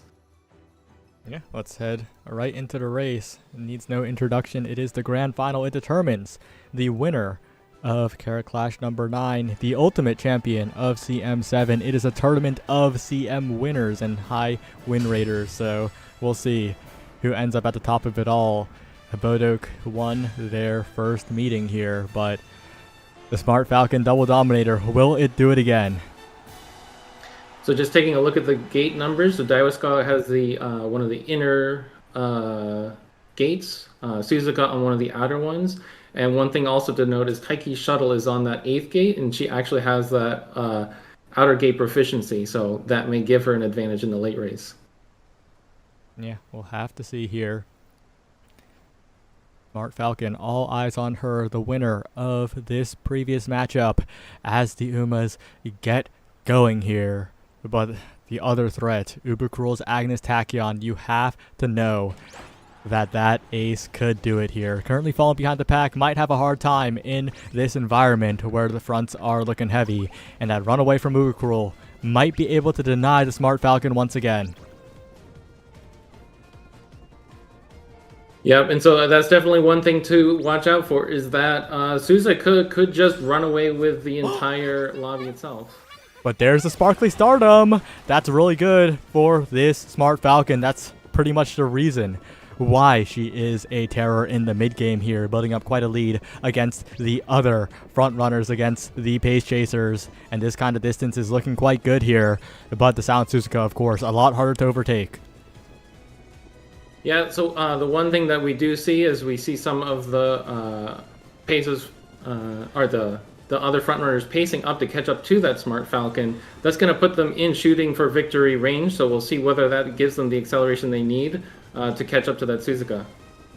Yep, and it's all up to the Smart Falcon now. Marzensky in a good spot as well. Unearthly, the one who might have a good shot at this one, as Smart Falcon getting very close to the Sound Suzuka, looking for the overtake here around the corner. Still a bit of a gap, and that angling and scheming is looking out of the picture here. Will she be enough with the Dominators? But it's looking like Taiki Shuttle is fast approaching. Objects in the rearview mirror, closer than they appear here, but maybe not as Smart Falcon just pressing the W key. Smart Falcon with such a massive lead here. It's going to be hard to catch up. Can anyone do it is the question, and it's looking like no one here. Ogre Cap in the final moments, not even close. It's Smart Falcon holding on, and Smart Falcon wins it as the solo ace.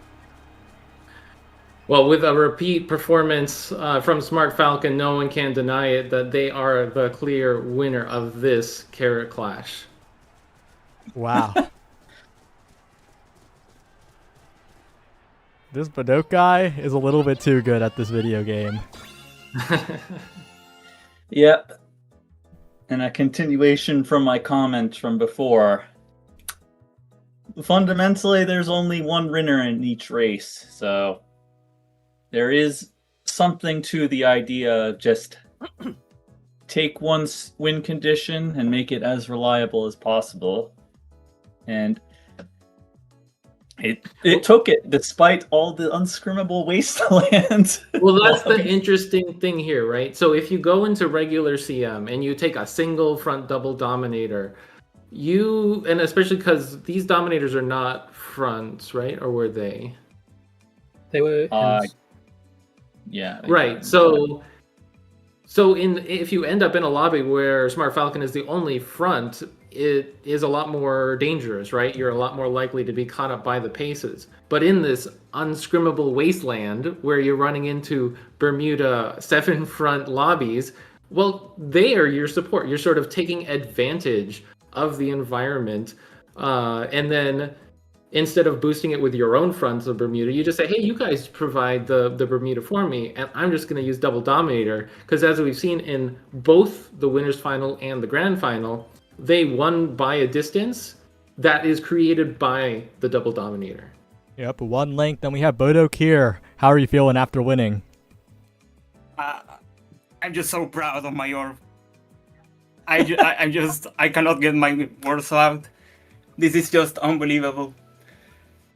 Yeah.